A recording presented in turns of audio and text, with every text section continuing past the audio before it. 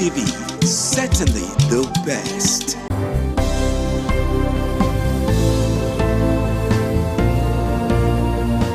Thank you very much for joining us on the program, Healthy Living. What is the kidney? The kidney is an excretory organ in the body, which is for metabolism. Tuberculosis affects many organs in the body, but the common ones it usually affects is the lungs. Epilepsy is a neurological problem. Okay. It is an injury in the brain which causes someone to begin to convulse, to go into fits. It is curable, but the cure is a long-term thing. If you eat well and avoid those risk factors that will make your immunity to be down, then the risk of contracting tuberculosis will be reduced. If you're healthy, then you're wealthy.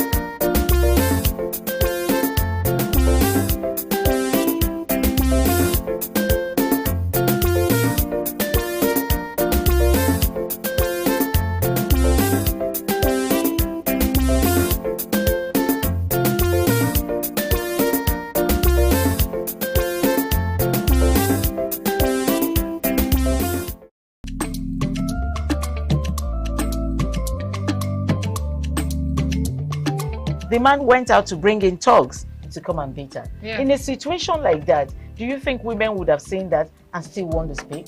Really, we're talking about. That's what I said. So when they bullied her, Yeah. if she's not bold enough, she will shut up. What is your advice for girls out there that are so desperate to be married? We women, we have to be really intentional about our parenting. If you know a child is being abused, or you see signs, a bruise or a child, it has to be investigated. People barely even breathe when they are going for a shrebi and something. Party. You have to be They smart. can't sit If down. you see where they are dressing them up or dragging on both sides, you cannot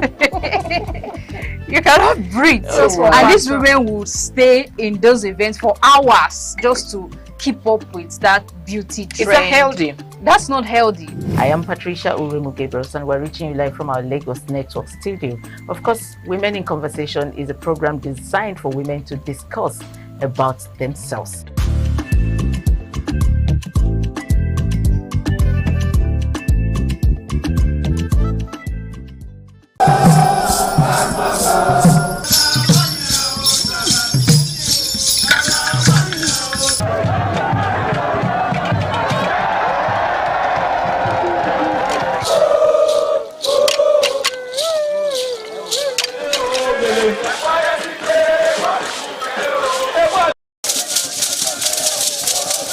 In the evening of the initiation day, all the newly initiated Edion danced to the residents of the Odion Way and also visited some homes of the various senior elders, where Chief Elder Ogbede Onwonse was very conspicuous, especially at the country home of Sir Chief Dr. Gabriel Osawo Igbenedion with his family on the night of the initiation.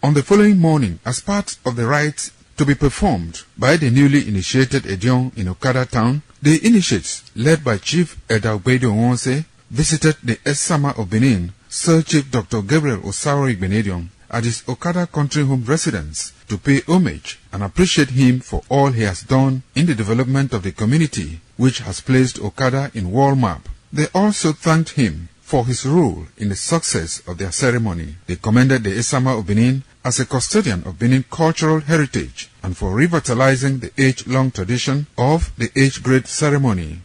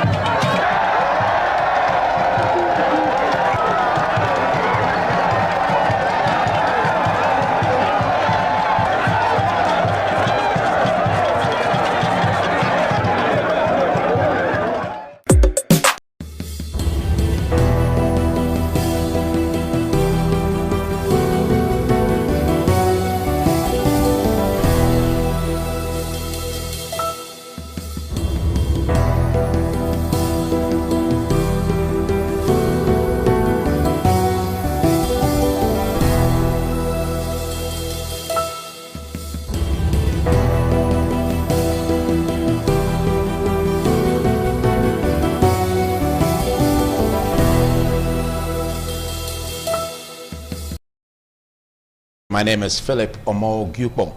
Well, very quickly, we will be involved in the issues surrounding the military operation, the Nigerian military particularly, and the involvement of bombardment of areas of Benin Republic, where there was a failed coup on Sunday. And of course, the efforts of the military, to embark on that, given an order by the president, has sparked a lot of social media, debate, most especially where social media claims that it could be very, very possible that Emmanuel Macron, the president of France, really gave a tip-off to the Nigerian president to embark on that ride where the Nigerian military, were involved, and of course, jet fighters were deployed to quell the coup, which was really organized by a mastermind and of course some group of soldiers that were later arrested after they announced on national TV that they've seized power from Talon. And of course, all of this will be what we will be looking at. There has been some issues surrounding the legality of the Nigerian government, in being involved in the bombing of the Beninese, area where there was conflict. And of course, what could be the provisions of the law as regards the involvement of the Nigerian military in that. Also, there are issues surrounding, the process through which the president embarked upon that was the National Assembly carried along what could be the exigencies that could have demanded the Nigerian president to embark on that decision to involve the Nigerian military. And of course, what could be the implications, political implications, or what could be the interest, or what could be the benefits, pros and cons between the two countries as regards this. And of course, after that, we'll also be looking at the issues surrounding the rift between Obaseki and of course his predecessor, which is Okpebholo in Edo State, looking at the issues surrounding the rift and of course all that surrounds the projects of the Museum of West Africa and that of the Radisson projects. Well, reports have it all over that even that of the MOA project that gapped about 3.2 billion naira. It's an issue where the Edo State House of Assembly also is interested about. And of course, the Radisson project, the Radisson Hotel in Benin City, that also reported to have gapped about 28 billion naira, bring about the issue surrounding the need to quiz the former governor of Edo State, Godwin Obaseki, on all of this. He was invited, but he refused to appear before the State House of Assembly. But what could be the implications of this? Basically, without wasting time on this, the State House of Assembly demanded that they could arrest the former governor and force him to appear before it. Well, issues of that nature basically comes with ripples effect and of course the political impact it could have. We're looking at the governance continuity in Edo State, the rift. What could be the benefit for the Edo indigents and Edo people? All of this will be what we're going to be looking at. But well, we'll be joined by network centers that will also be involved in, cascading all that they could also be having as part of the conversations across the network centers. Let's join you. Good morning, Dominic Yemese of our Abuja Network Center. You look smart.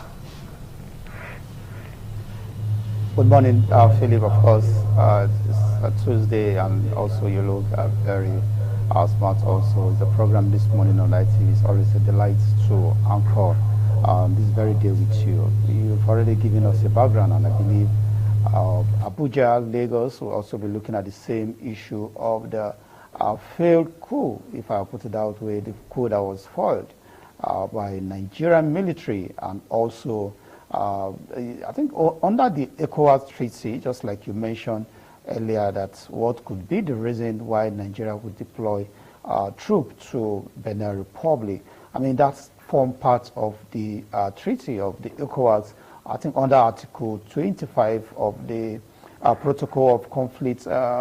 It's always a call to duty each time there is a problem in any of the ECOWAS states, that militaries are always called in to assist. And what we saw on Sunday was not just the Nigerian troop. We understand that even troops from Ghana were also called in to see how to assist to ensure that that country do not derail from its democracy that has been enjoy, even though some person said the present administration, or rather the present president of that country has not really lived up to expectation, but that's not for us to judge as Nigeria. But the most important thing is that we have to reduce the cases of coup in Africa, especially in West Africa. If you look at the numbers of countries that have had coup in the past, it's, I think, up to 5 countries. So we shouldn't encourage that, and that's the reason why I feel the president of Nigeria, the commander-in-chief, being a strong member of the ECOWAS states, have to quickly intervene when the president puts a call to him that, look, you need to come in and save the country. And good enough, those who were perpetrated of that, those who wanted to perpetrate that coup have been arrested, like what we've been hearing. The president has returned back to power, and then that country has gone back to the way it was before Sunday. So that will also form our focus this morning from our Abuja Center, Philip.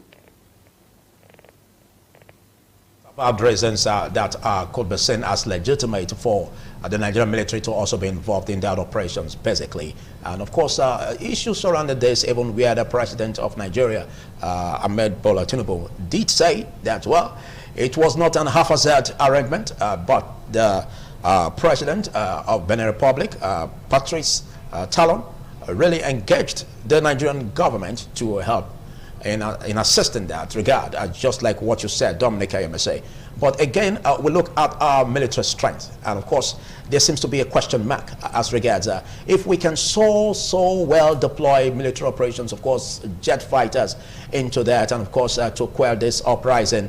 What again have we done about tackling insecurity in Nigeria? Well, a lot of persons, a lot of Nigerians, of course, have issues to say in that regard. If we can use same might, to tackle this aspect of insecurity in Nigeria, it could also, have a very tall impact in tackling insurgency and all that has to do with it. Well, we're going to be also sharing thoughts. Of course, policy analysts and legal practitioners will be on this to do that. But that will be after this short break, where we'll be bringing you the pages of the newspaper this day.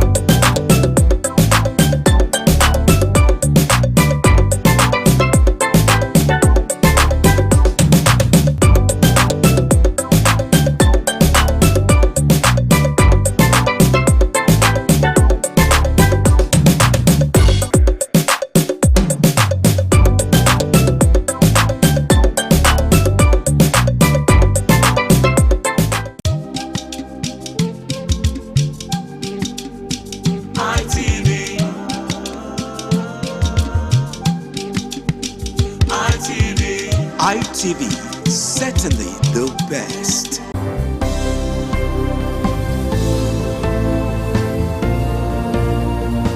Thank you very much for joining us on the program, Healthy Living. What is the kidney? The kidney is an excretory organ in the body, which is for metabolism. Tuberculosis affects many organs in the body, but the common ones it usually affects is the lungs. Epilepsy is a neurological problem. Okay. It is an injury in the brain which causes someone to begin to convulse, to go into fits. It is curable, but the cure is a long-term thing. If you eat well and avoid those risk factors that will make your immunity to be down, then the risk of contracting tuberculosis will be reduced. If you're healthy, then you're wealthy.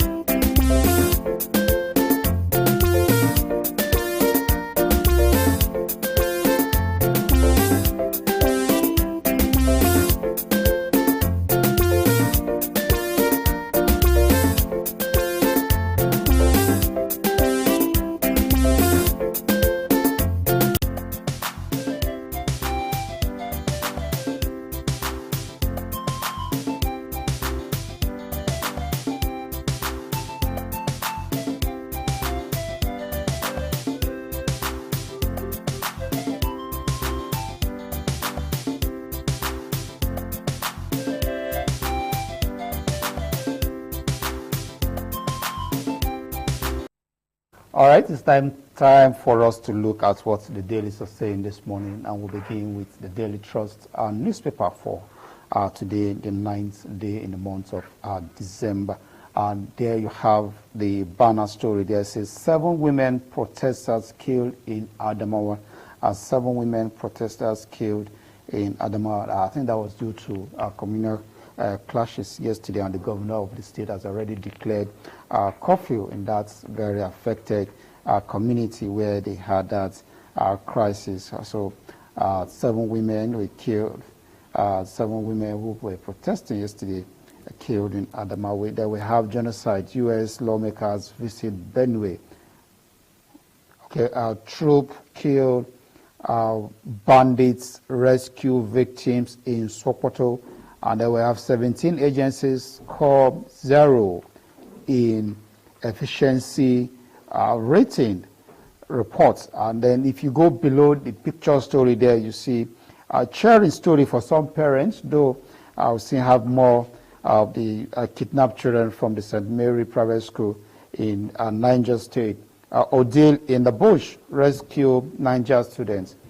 They gave their ordeal, our ordeal in the bush. That's according to the rescue Niger students who were received yesterday by the governor of Niger State yesterday at the government house. Okay, let's see what next we have on the screen. All right, our next call there is the Vanguard newspaper, and it's beginning with the story on Tinubu. Tinubu sees Benin Republic airspace legally. Tinubu seized Benin Republic airspace legally. Senate sources. I remember earlier Philip was saying something about getting whether the president actually got the approval of the Senate for deploying troops to Benin Republic during the failed coup in that country. And there you have it from a Senate source that the president says that legally, and that will also put to rest some of the ongoing debates if the president has the power to send troops outside the shores of Nigeria for peace keeping without approval from the National Assembly. FG bans cash payment for its services. FG banned cash payment for its services. I know that story. The government has ordered that all agencies of government should have a POS terminals in the office where they collect payments, anything that has to do with payments, especially taxes to government, will no longer be in cash form, and every agency should have a POS designated desks in revenue collection offices that has to do with the federal government. Okay, our next paper for this morning is the Leadership newspaper, and Leadership there had quite a handful just above the Mark's head. There you see, untrained vigilantes group will cause spread of small arms. We're saying that untrained vigilante group will cause spread of small arms. And then we have Central Bank lease 82 borrows the change license to operate. And we were kept near rivers, threatened to be killed if we make noise.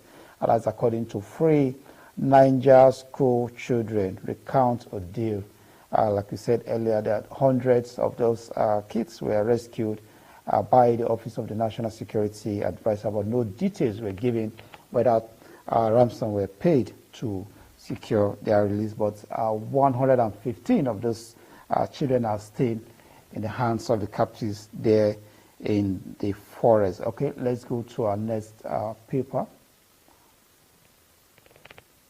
Okay, the New Telegraph newspaper there has a lot of stories.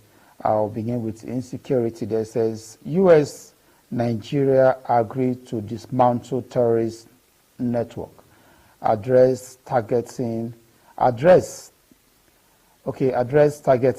killings. U.S. Nigeria agreed to dismantle a terrorist network. Address targeted killings. Well, that's a good one. If you remember, the Trump threat gave birth to this very meeting between Nigeria and the U.S. over terrorism, and Nigerians have always asked to get support in any form to ensure that we dismantle terrorists, and that will be all right. That was the outcome of that meeting with Nigerian and U.S. delegation over insecurity. Wike's Caretakers Committee Contempt of Court, PDP. Wike's Caretaker Committee Contempt of Court is coming from PDP. If you know, PDP now has two factions. The Wike's led and the Oyo State governors led PDP sections have been calling for recognition, and there you have it. One of the group is saying that Wike's Caretaker Committee is a concept of courts, and then we have just there above the max head, recapitalizations file strong, third quarter 2025 gain in banking stock.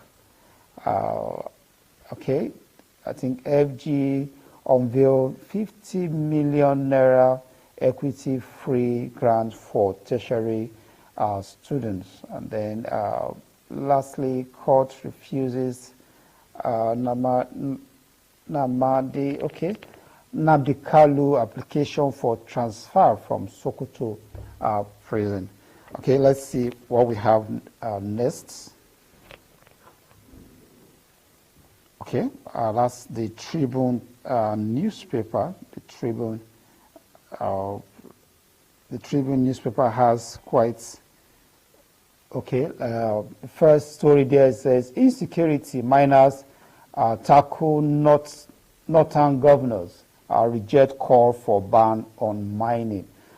Miners reject call for ban on mining. If you remember last week, we told you that the northern governors held a security meeting in Kaduna where they agreed on some modalities to tackle insecurity in that region, and one of those steps taken was to ban mining activities for 6 months in some of the affected states where we have rising insecurity. And now the miners are saying no to that call. And then if you look below the picture story there, gunmen murder pastor's wife, raise house vehicles in Anambra Church, killed 4 in another community. NSA hands over 100 rescue pupils to Niger governor or Niger state governments. We have U.S. Congressman Murray says security talk with Nigeria productive. Okay, let's go to the next paper and see what we have there. Okay, that's the Guardian newspaper. Just one story there. It's how Nigeria's intervention rescue key trade routes, regional supply chain. I think that's on the business side of the Guardian newspaper. PDP faces growing 2027 uncertainty as factional dispute escalates. Like I told you earlier, we have 2 factions of the PDP all trying to gain relevance in the political space.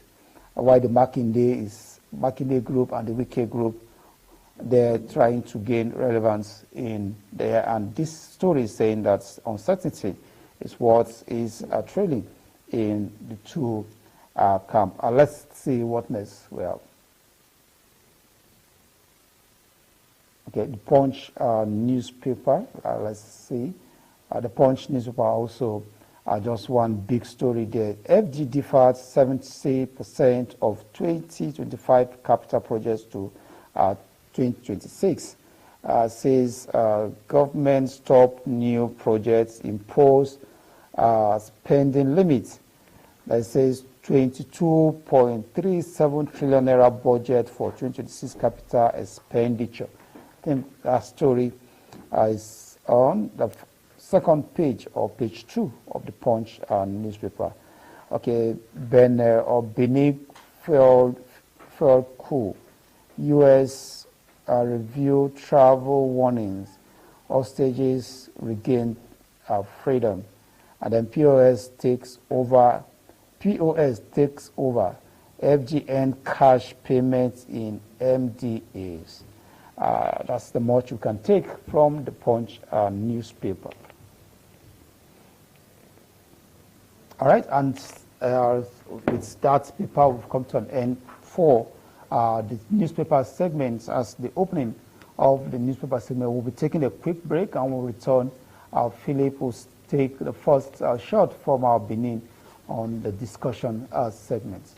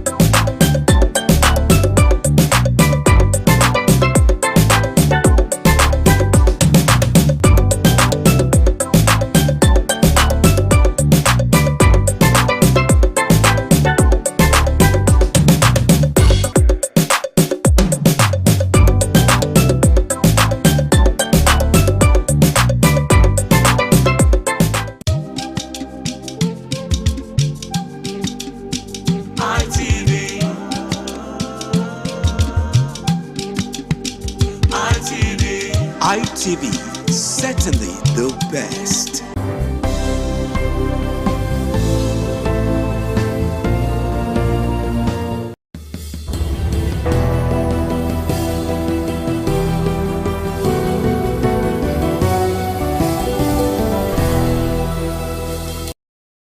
Of course, it was quite a very intelligent, of course, smart operations where the military, Nigerian military got involved in fueling the coup d'etat in Benin Republic, and of course the bombardment of the Beninese airspace to tackle the, masterminds, and of course the group of soldiers that seized the national TV and declared that they've seized power from the president, Patrice Talon.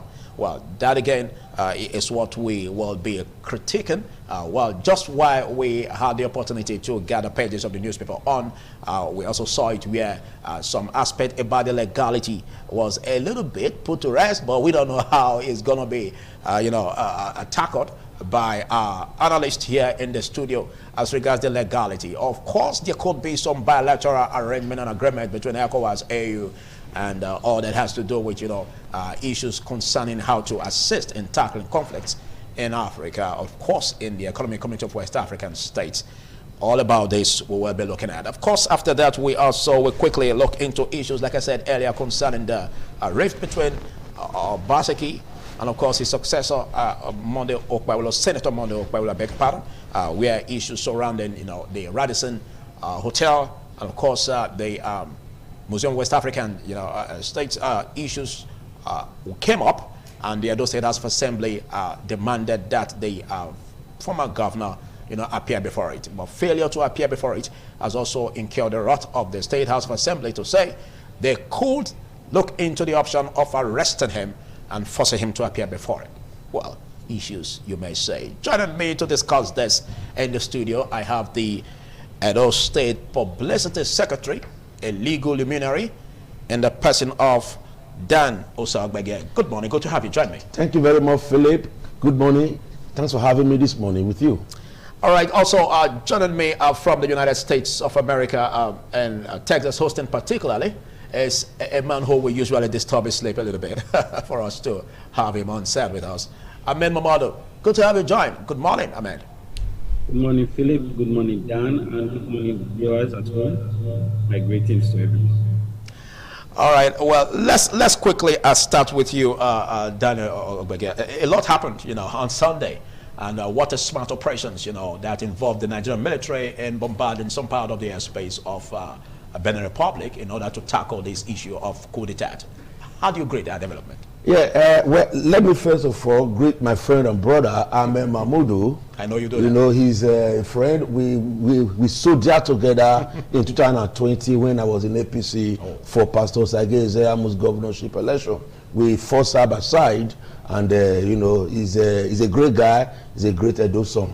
Well, I would say that it is exciting news, at least once in so many years of the disastrous reign of the APC in Nigeria, that our military, could pull out the success they did in Benin Republic a few days ago. And most Nigerians are actually happy at that role that we play, because that's actually our role as a regional superpower in Africa, in West Africa, to be able to stabilize democracy in this part of the world. So I will give kudos to President Bola Tinubu for being very proactive and going into our sister country, Republic of Benin, to forestall the coup d'etat. You never can tell when you allow that to happen, because the one that happened in Guinea-Bissau is still there and still being spoken about. And they could be contagious. Of course. So before you know it, it's pressed to our domain. So it is very good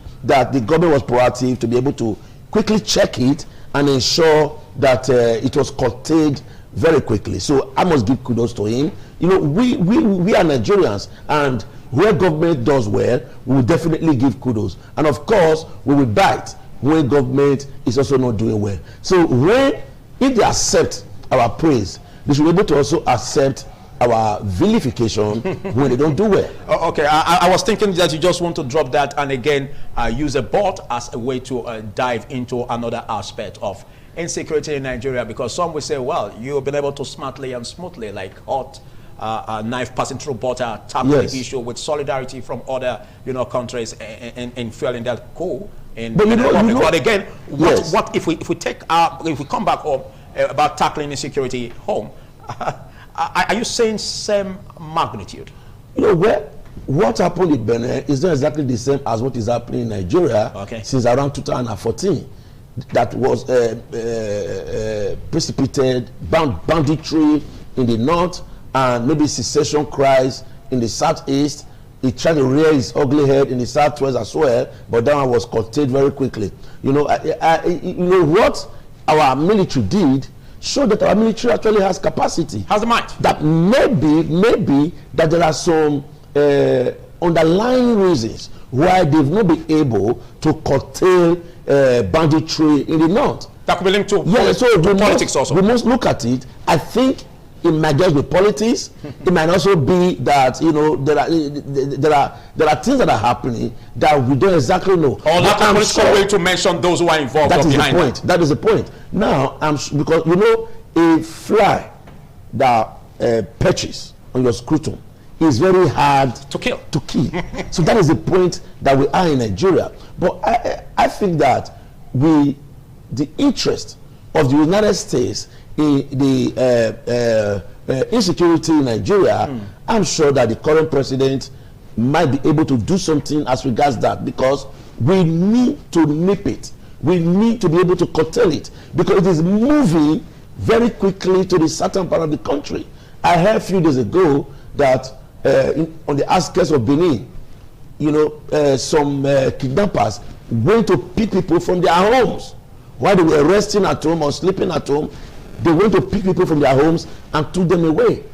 So it is gradually coming to the south, and when it comes here, it becomes a pandemic that might just consume this country. Okay, I must salute your sincere dexterity in tackling that, even though you are in the opposition. No, thank you. We are patriotic that didn't citizens. fail you to speak truth to power. No, we are patriotic citizens, and because we are patriotic citizens, we are after the interest, the welfare of this country. If it is good for Nigeria, if for instance, if the APC does well, it helps us.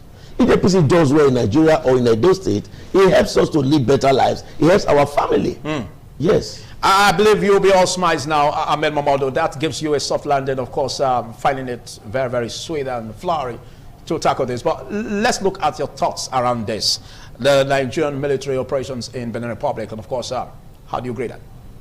Let me quickly thank you again for inviting me to share my thoughts. And I'm really excited to see my brother, Barrister Dan Osagbegi, at the other end. I'm not surprised that his thoughts are progressive, because we trained him in a progressive bent. We have loaned him temporarily to the PDP, and I'm sure in no short time he'll be coming back into the APC.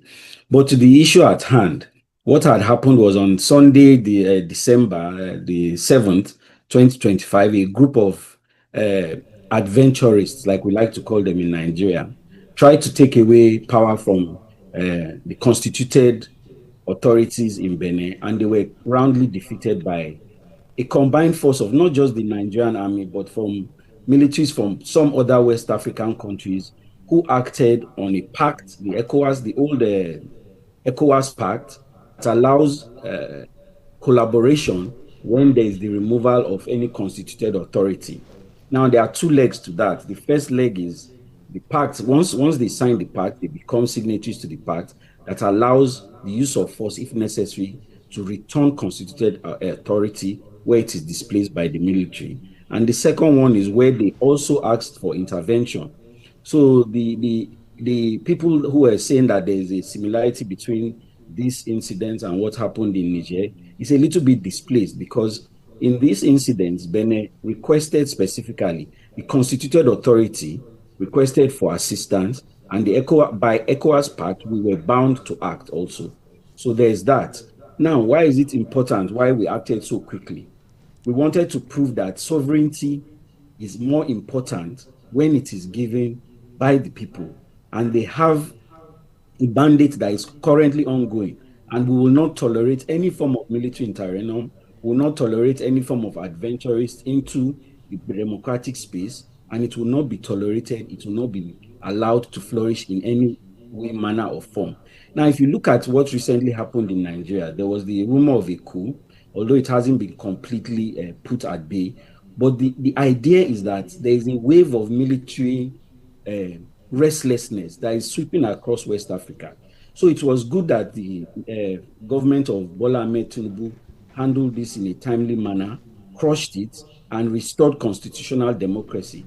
Because we cannot allow these people to take us back 50 years, in some cases 100 years, where we are operating on the whims and caprices of anybody. We need to follow constituted authority, and we need to follow the civilian form of government, not just in West Africa, but in Africa as a whole. Thank you very much, Ahmed Mamadou. Well, let's look at this going forward, and how can we use this as a way of, also making progress and impact in domestic issues, basically as regards insecurity. Yeah, it will give our military forces a lot of confidence, going into tackling internal insecurity in Nigeria. Yeah. And I'm so sure that, politics aside, religion aside, then, Nigerians will know that we are essentially one people. And because we are essentially one people, what happens to one affects another. So we should band together at this time, irrespective of parties, irrespective of religious, ethno-religious inclination, and irrespective of whatever we think, we must band together to protect the sovereignty of this country, the integrity of this country, to be able to say no bandits, enough is enough, renegade elements, enough is enough, your time has passed and you must be swept up now. So once we give the right messages, and most of these bandits, most of these people, they are actually cowards. So we must support our government to be able to achieve the level of security that will be able to help this country stand on a strong economic footing. Because without security, we won't be able to do any other thing.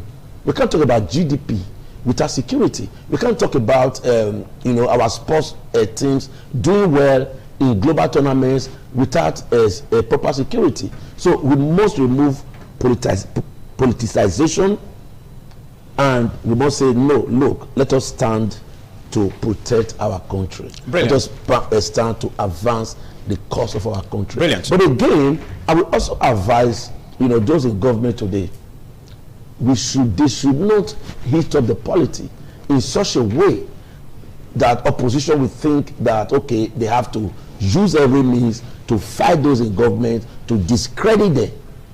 To the point, you remember that in 2015, this APC, they did everything to discredit Jonathan, including calling for international committee to invade Nigeria. To unsettle his government. To unsettle his government. They did everything to do that. So they didn't show patriotism at the time. They didn't show that. But we are different. As PDP now, we are different. And we are saying that... You are becoming political now. Yeah, no, I'm not political. We are saying that it is country first. Yeah. It is country first. We must choose our country first. And we must band it, our government, our leaders, to be able to say, we do not want military incursion into our body politic, but those in government should not also frustrate legitimate opposition, like what is happening in Nigeria.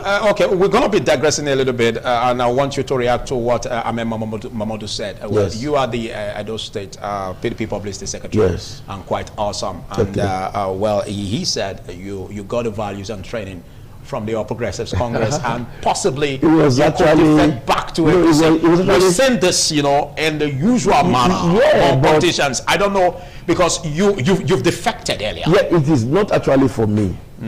My first foray into politics as a full adult, not as a student or as a young adult, was in PDP. Initially, I hated politics. I didn't want to be called a politician. So when I talk politics, people will call me, politician. I'll say, no, don't call me politician. But later I now understood that politicians are actually statesmen, and they are the most important people in the life of a society, in the life of a country. So I was more and more interested in politics. So I joined the PDP in 2014 to be able to fight against the impending coming at that time of Muhammadu Buhari. But you also allowed the bug of defection to Yes, I'm coming. Hold on. I was against the coming of Muhammadu Buhari because I said I didn't have much to offer. I recall at that time, Mahmoud was on the other side supporting Buhari. And we fought on this studio many times, several times. I was in PDP. So he could not have trained me. I was already on air long before he ever came on air. But no doubt you also learned some values. No doubt you also learned some values from the APC. I learned values from Pastor Ezeyamu, who was my leader at the time. I'm not ashamed to say it anytime. Okay. I learned a lot from him. All right. Watching him, being close to him, working closely with him.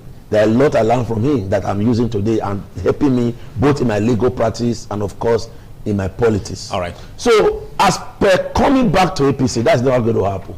And I'm not able to say it today. Okay. Because I'm more PDP in inclination. I'm a centrist by political ideology. I'm not an extremist. I'm a little bit to the left, a little bit to the right, but I'm more like in the center, in the middle, going a bit to the left, just a bit to the left. So in PDP, I've found a home. Unless the APC, unless Bola Ahmed Tinubu succeeds in killing PDP as he's trying to do. Okay, but I'm sure Nigerians. We just wanted to digress. But I'm sure Nigerians will not allow that. All right. Because the PDP is the grand old party in Nigeria. Thank you. Let's focus on the business of the day. Thank you. Let's get your reactions while you react briefly to what the Edo State Publicity Secretary Danusa Ogbege has said in that regard. Ahmed Momodu, after reaction, we also want you to take a bite on what you see as lessons that Nigeria can also, imbibe in tackling insecurity within the nation state. So I don't want to be misquoted. I didn't say I taught him. Like he rightly pointed out, I met him in the political space. I said we taught him progressive ideals. I was very particular. Progressive ideals. Right now, they are being conservative, and that's why there's confusion in the PDP. Now, what can Nigeria learn from all of these things that is happening? What are the lessons that we can learn? The lessons that we can learn are simply that whenever there is any kind of insurgency in any form or any regard, it needs to be tackled swiftly. It needs to be tackled surely and decisively. We need to bring the full force of the law, and we need to be clear about the objectives we want to achieve. There are some elements of the military that we've confused in this action. Some people are saying, for example, that why is it easy for the military to tackle the coup plotters in Benin and they are not able to tackle the insurgents? Now, we are talking about two different kinds of warfare. The insurgency in Benin was a unified military. It was directed, it was a social structure, there was an organizational structure, there was a routine and housing, etc., etc.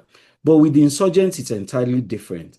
You have them spread out all over different places, and it's difficult to pinpoint the leadership structure, it's difficult to alienate them, and it's difficult to attack their bases because they don't have one per se. Now, let me quickly also point out that when we talk about banditry, a military coup against civilian government is also a form of banditry because they are coming to steal what does not belong to them. They are coming to take away what belongs to the people.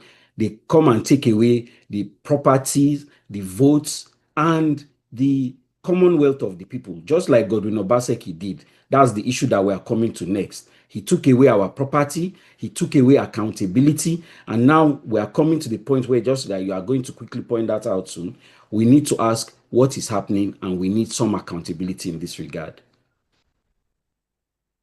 But we'll be looking into that, the rift between Obaseki and Senator Modu Okpebholo, looking at the projects, that really is the crucible as regards the MOA and, of course, Radisson Blu Hotel. We'll take a short break, after which we'll dive into that critically. Do stay.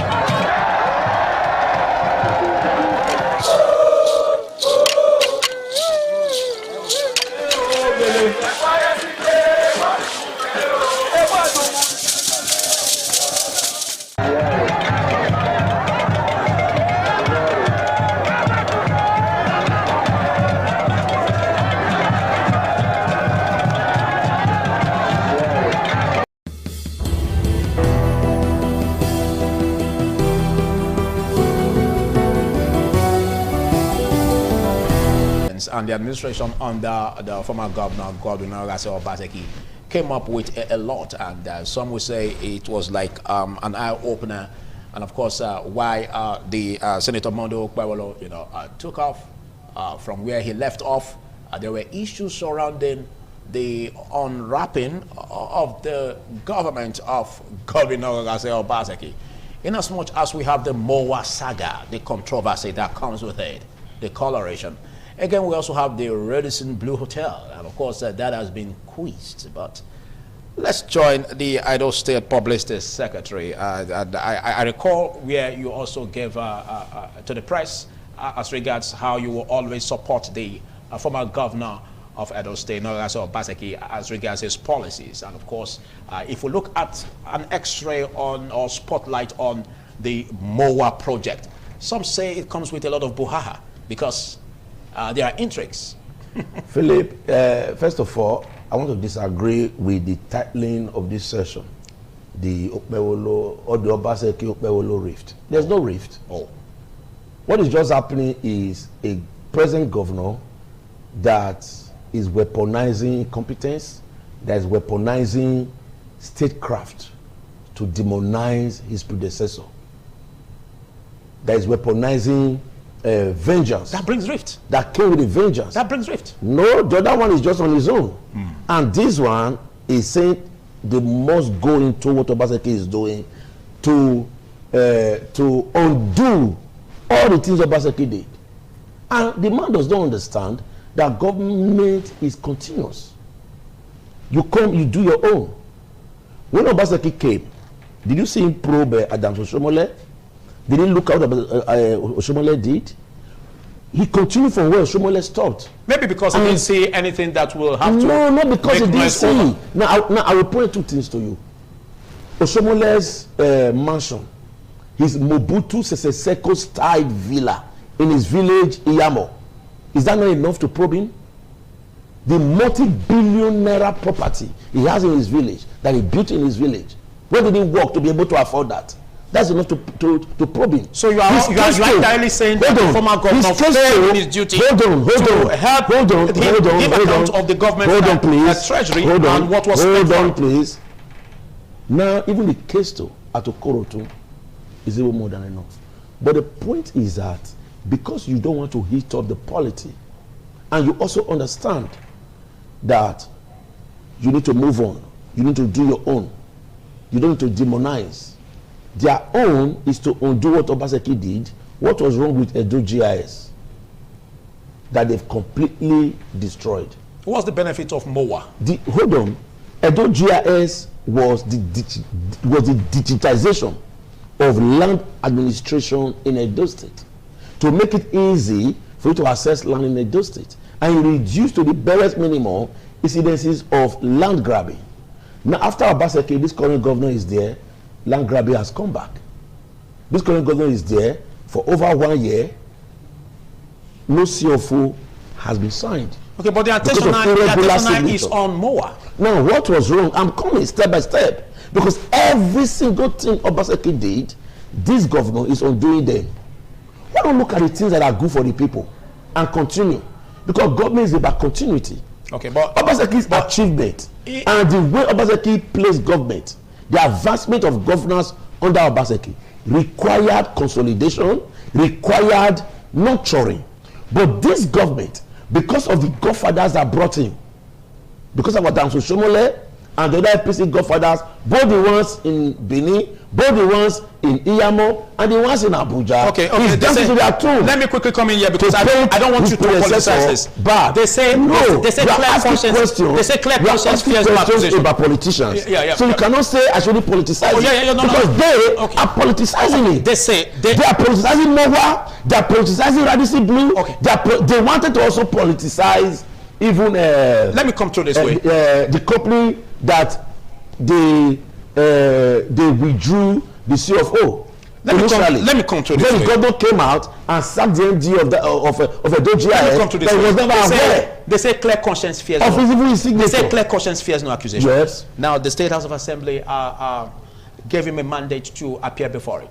and he refused. So the man is abroad. He's doing some educational programs in the UK.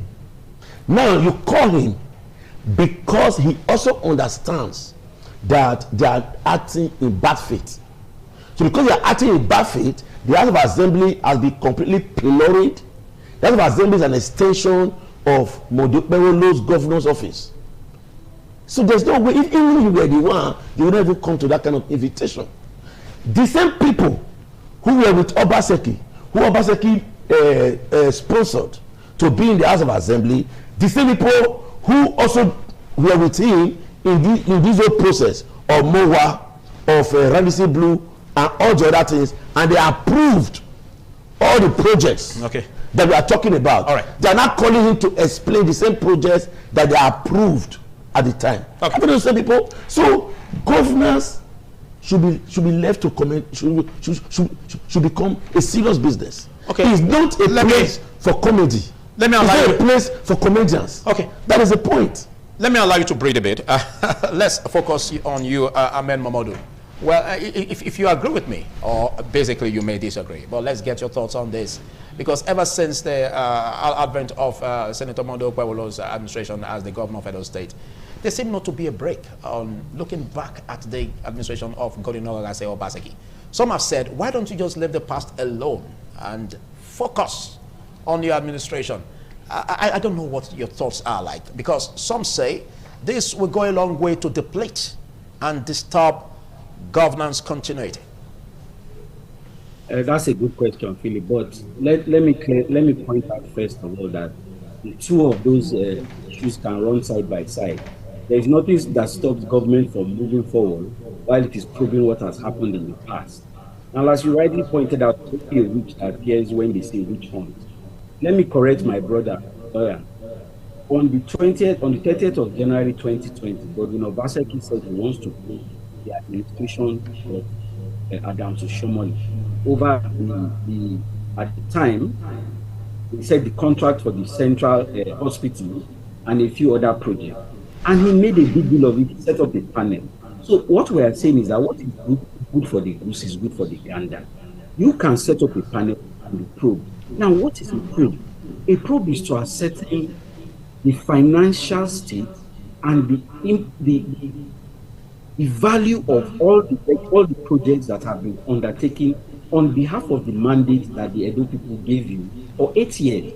If after the period of 8 years you cannot come out and say, this is what we did, this is the benefit to Edo people, then there's something wrong. Godwin Obaseki is the only former governor who is living his life of retirement outside the country, not just outside the state, outside the country. He's claiming some funny book reading. No, come and give an account of your stewardship. The issues are too genuine for you to just stay away and say that because they are withholding you. Now, the issue of him appearing before the House of Assembly, that shouldn't surprise anybody. Godwin Obaseki operated without a valid House of Assembly with only 10 members of the House of Assembly, out of, I think it was 24, if my memory serves me correctly. The majority of the House of Assembly under Obaseki, which he were on the outside. So he was doing things at random. He had no checks and balance. He was completely lawless. So to expect him to appear before this current House of Assembly, I think that's asking too much, because he sees them as beneath him. There's nobody Obaseki did not fight with. Obaseki fought with Oshiomhole, Obaseki fought with Shaibu, Obaseki fought with the Oba, Obaseki fought with market women, Obaseki fought with the House of Assembly, he fought with BK, he fought with APC, he fought with PDP. Now he's fighting with the Edo people because he's refusing to come and give his stewardship, a clear and concise stewardship of how he spent the patrimony of the Edo people for 8 years. What are the benefits of MOA? What are the benefits of Radisson? You see, all these elitist elephant-style projects that are completely useless to Edo people is what is causing the problem that the governor is currently having. Not only is the ownership fake, the benefits are completely useless, and then the financial commitment is not commensurate to what is on ground. So it's a ridiculous situation. Anybody that says he wants to build a house and doesn't know what the foundation should expect the house to fall at any time, and that's where we are. Ahmed Momodu, please. I must ask you this very, very critical question. You spoke about useless projects. I don't know if you are also referring to the MOA project. Do you have a grasp with that? Yes, I do have a grasp with the MOA project. You see, the MOA project should have been a legacy project.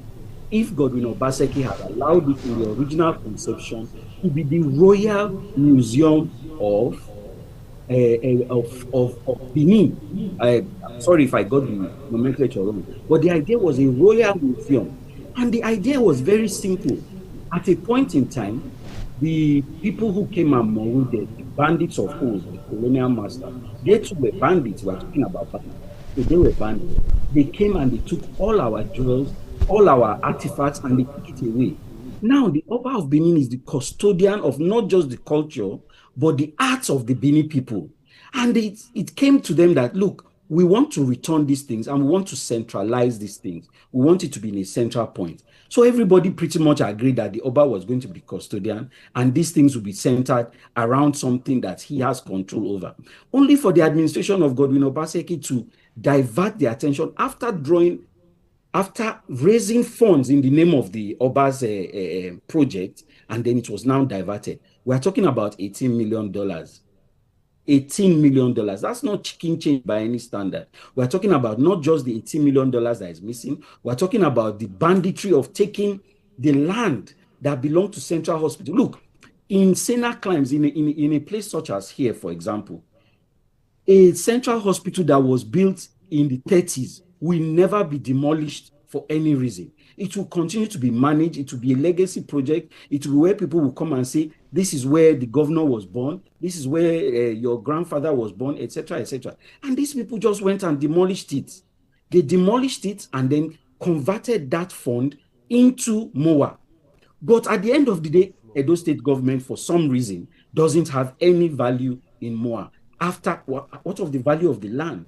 The land alone is in excess of billions. And then you come out and say Edo State government has no value, has no equity in this project. It doesn't make any sense. These are the things we are saying. Come and account. If you have books, because he refused to even give a handover. He didn't even give a proper handover. He left without handing over. So if you have information that we don't have, come and let us know. Bring it out. Let the Edo people know that this is what the money was spent on and these are the benefits that we're expecting to accrue from it. But we are not getting any of that. That is what you are seeing. Nobody is interested in fighting anybody. Obaseki is of no consequence to a government that is serious in improving, like he said, physical governance, practical governance. You can see it every day. We're talking of agriculture. We're talking about healthcare provision. We're talking about tertiary institutions that he has gone. We're talking about judges that he refused to swear in that have been sworn in. We're talking about roads. We're talking about bridges. We're talking about security gadgets. We're talking about practical governance. We're not talking about leaving a signboard, this road belongs to federal government and we cannot do it.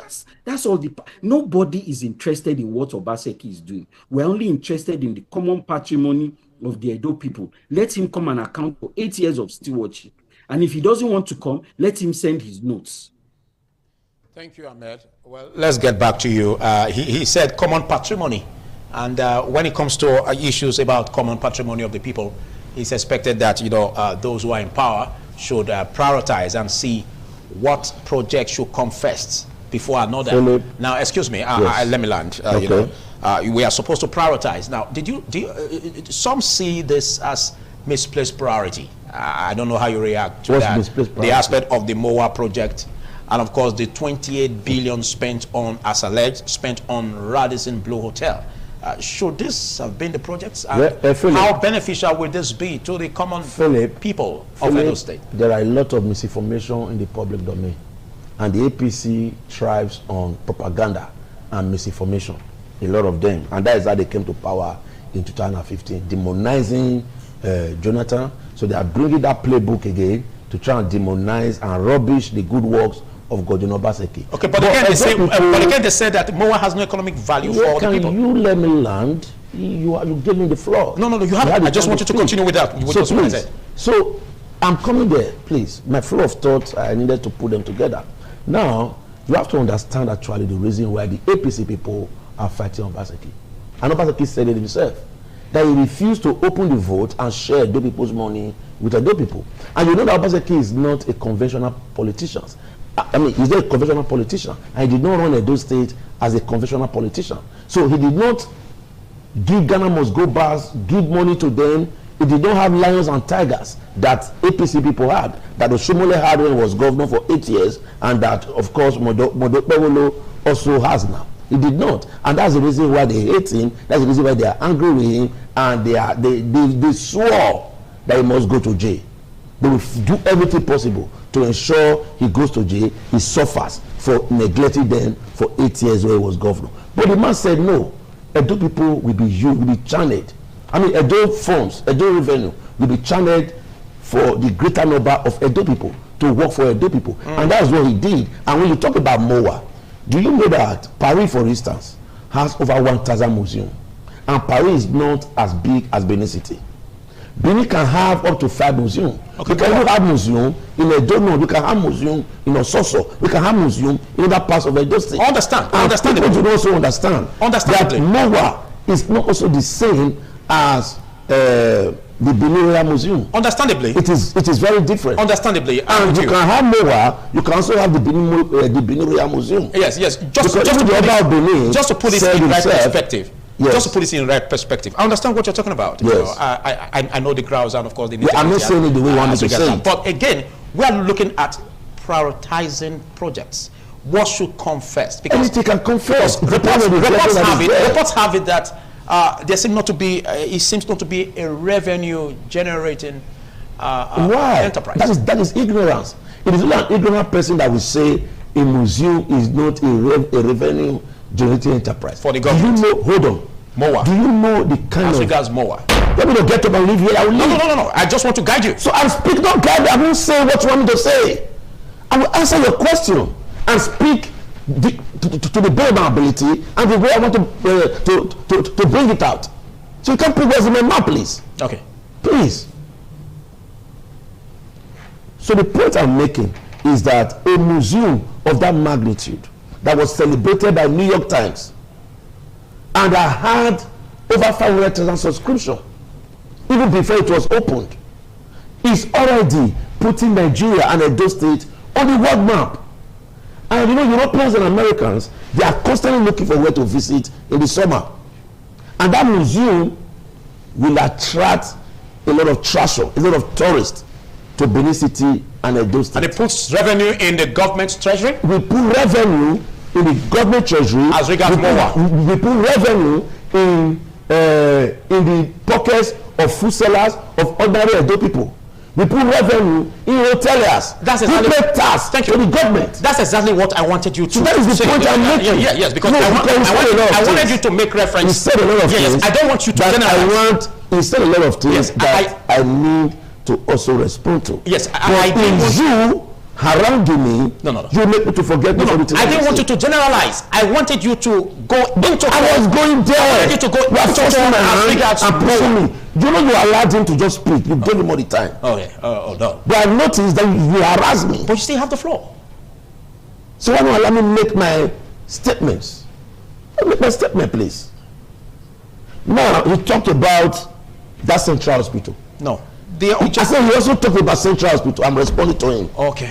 Central Hospital was destroyed by Damso Shomole. He neglected Central Hospital for the time he was governor, and he said he was going to build an ultra-modern hospital. So he built the Edo Specialty Hospital just by the side of the Central Hospital.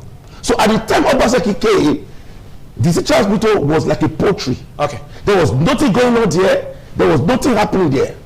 And so Obaseki relocated the Central Hospital to the new health hub at Stella Obasanjo and around. All right, I must stop here. You can't cut me. You can't cut me. That's for time. I have another question for you. If you knew that, you would not be harassing me. You will allow me to make my point. So I'm making my point step by step. And I'm giving you 60 seconds for that, please. Philip, if you don't want to invite me, that's why at times they invite me, I don't come. No. Because I want you to stay with what we have to say. Edo people has a right to know the truth. Okay. You cannot box me to a corner. I've been doing this for years. You still have 60 seconds. So don't boss me to a corner. So I'm saying that Oshomole Distress Central Hospital and not Obaseki. Okay. Obaseki merely relocated the place and built a new health hub that has Stella Obasanjo and other health facilities around Country Road. Okay. So there were a lot of things he actually mentioned that I cannot put together right now because you have harassed me and made sure I do not respond to him point by point. I wanted to actually respond to him point by point. But this government, I will continue to say, because he's not ready for governance, he's ready for vendetta, for vengeance, so he has put machinery in place to demodernize the government of Obaseki. What was wrong with Edo GIS? I have asked. Nobody has been able to say it.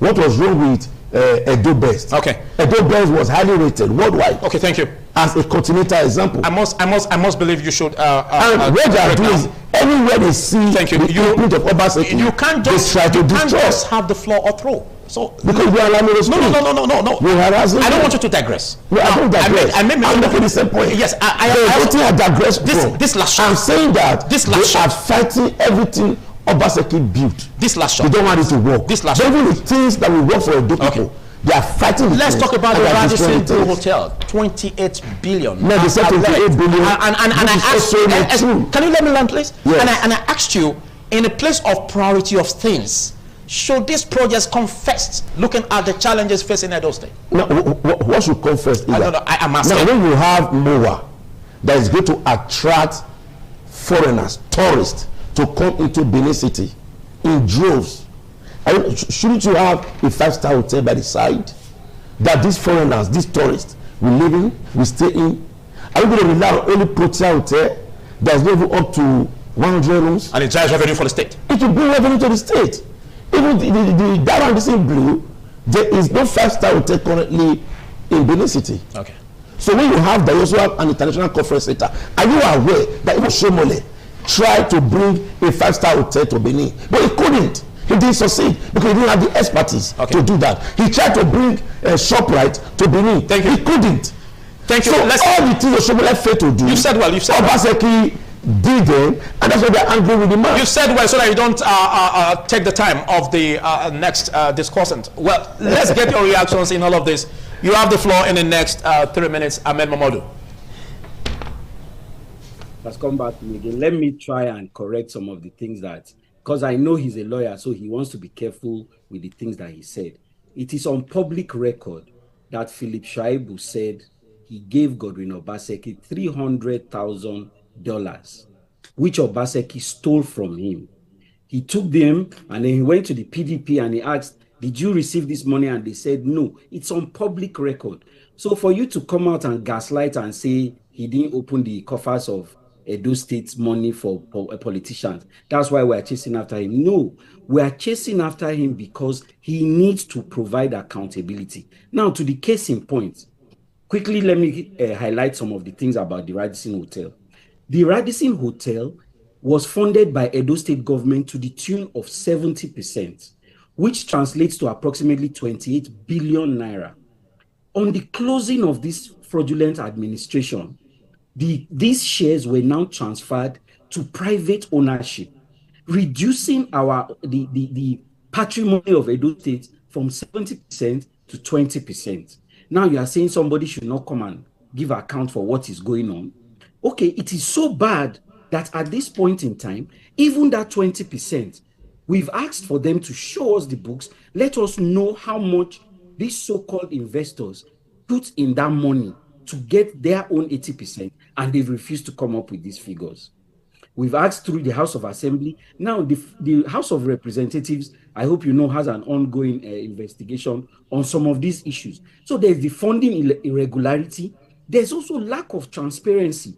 This is a common thread in all of Obaseki's transactions. There's a lack of transparency because he did not have a functional House of Assembly that could ask him questions, that could say, where is this money coming from? Where is it going to? You asked the question twice. You said, why is GIS being drawn back? Because GIS was simply a tool for elitism. They were using it to plot where they could grab land, take it away from indigenous people and give it to their cronies and friends. That is not what government is for. Government is supposed to be the equitable distribution of the few for the greatest good. But you had a situation where Obaseki was channeling all the state resources towards all his cronies and friends. And then you now talked about Edo Best. Edo Best is one of the highest scams. It is one of the highest scams that Edo State has had to suffer. It is a scam because not only was there no infrastructure to back it up. I am an expert in communication. Where is the bandwidth? What was the basis of the bandwidth for Edo Best? Thank you, Ahmed. Where are the servers for Edo Best? Where is the infrastructure for Edo Best? Thanks for taking our time to be part of this very, very fruitful conversation. And I hope you oblige us in our subsequent interview, on this. Well, let's get your thoughts in 10 seconds, or should I say 5 seconds? I don't know how that is going to be possible, but the point is that if you want to kill a dog, you give it a bad name. All right, that's it. And that's what they are doing. All right, talking about the House of Assembly members, will nobody go to their homes to bring them to be inaugurated? All right, thank you. So if people went to Abuja to stay in hotel and they failed to go to the House of Assembly to be inaugurated, was your Obaseki that is going to bring them to come? Thank you so much. Big thanks, Dan Osaogbegye, the Edo State Publicity, PDP Publicity Secretary. Thank you for taking our time to be part of this. And that's the much we can take on today's on the conversation from the Mini Network Center. We'll be taking a short break, after which we will be let's quickly join Dominic Ayamase. He's getting ready so savory to kick off from where we left off from the Abuja Network Center. Over to you, Dominic. All right, Philip, thank you so much for that discussion on the administration of Obaseki and Pueblo. Well, I just hope that we'll be able to resolve that very rift in that state. But we'll be looking at insecurity, especially the issue that has to do with the coup in Benin Republic. And I have already joining me this morning to look at the issues that arise from the military operation in that country. The Nigerian government have to send Nigerian military and air force to go and quell that very coup attempt in Benin, neighboring country. I have Dr. Lakunle Oluwaseun, a social researcher from the University of Abuja. Very good morning to you, Doc. Can you hear me? Yes, I can hear you. All right, let's get your insight. I know most Nigerians have been asking questions, but I will not go straight to that very aspect of questioning the president's decision. But the issue of coal in Africa, West Africa especially, has become a worrisome issue. I want you to react to this. Why do we see African leaders giving room for military to take over power at a time like this? We are in the 20th century and we're seeing backward in terms of our democracy, and then the military of about 4 or 5 countries in Africa are being ruled by the military at a time like this. I want to get your thoughts of coal in West Africa.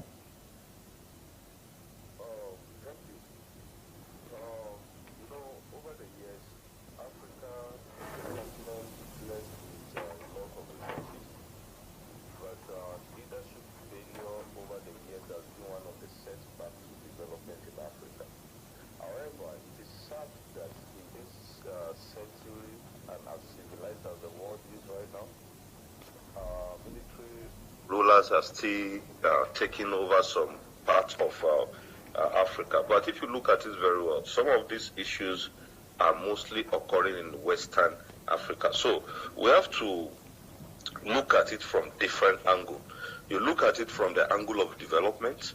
Is West Africa the most underdeveloped in African continent? I will say no.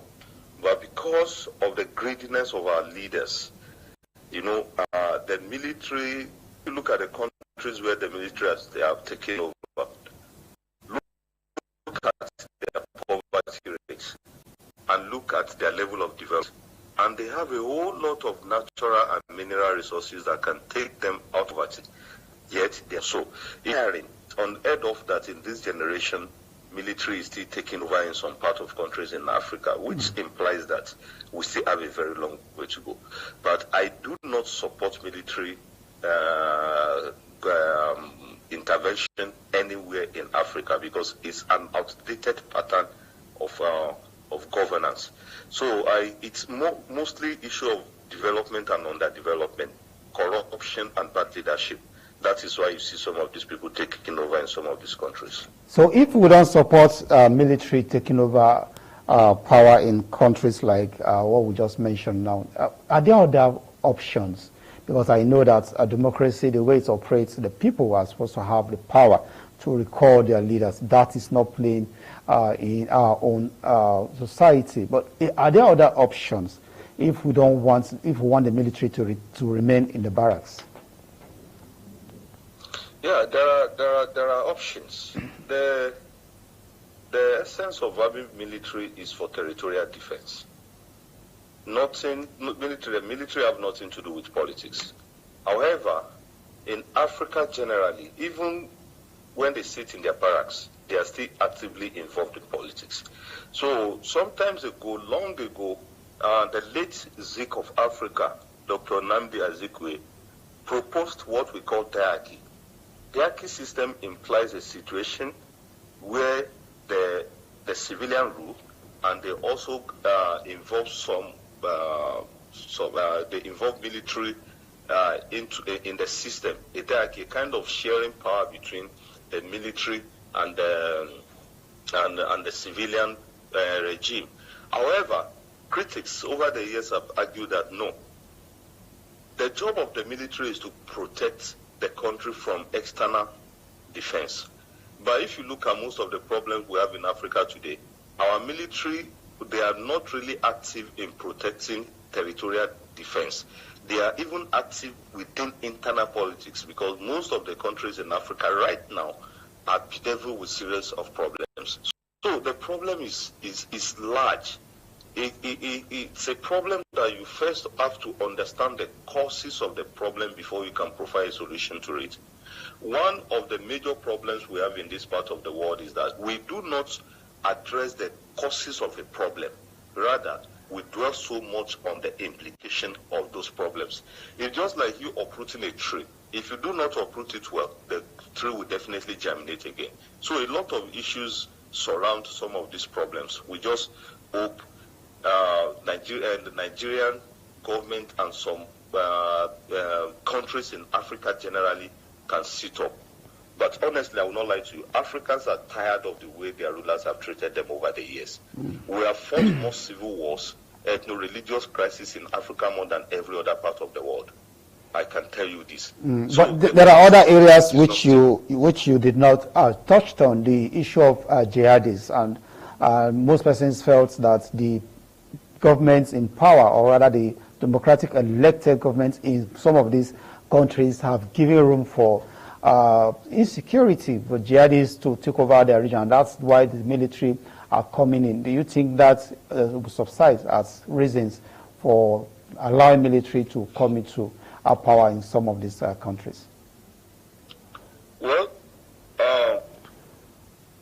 in some parts where I think you're right, but then if you look at some of these jihadist issues, it's more, some of them look like ethno-religious crisis. You know, this crisis takes different pattern in different countries.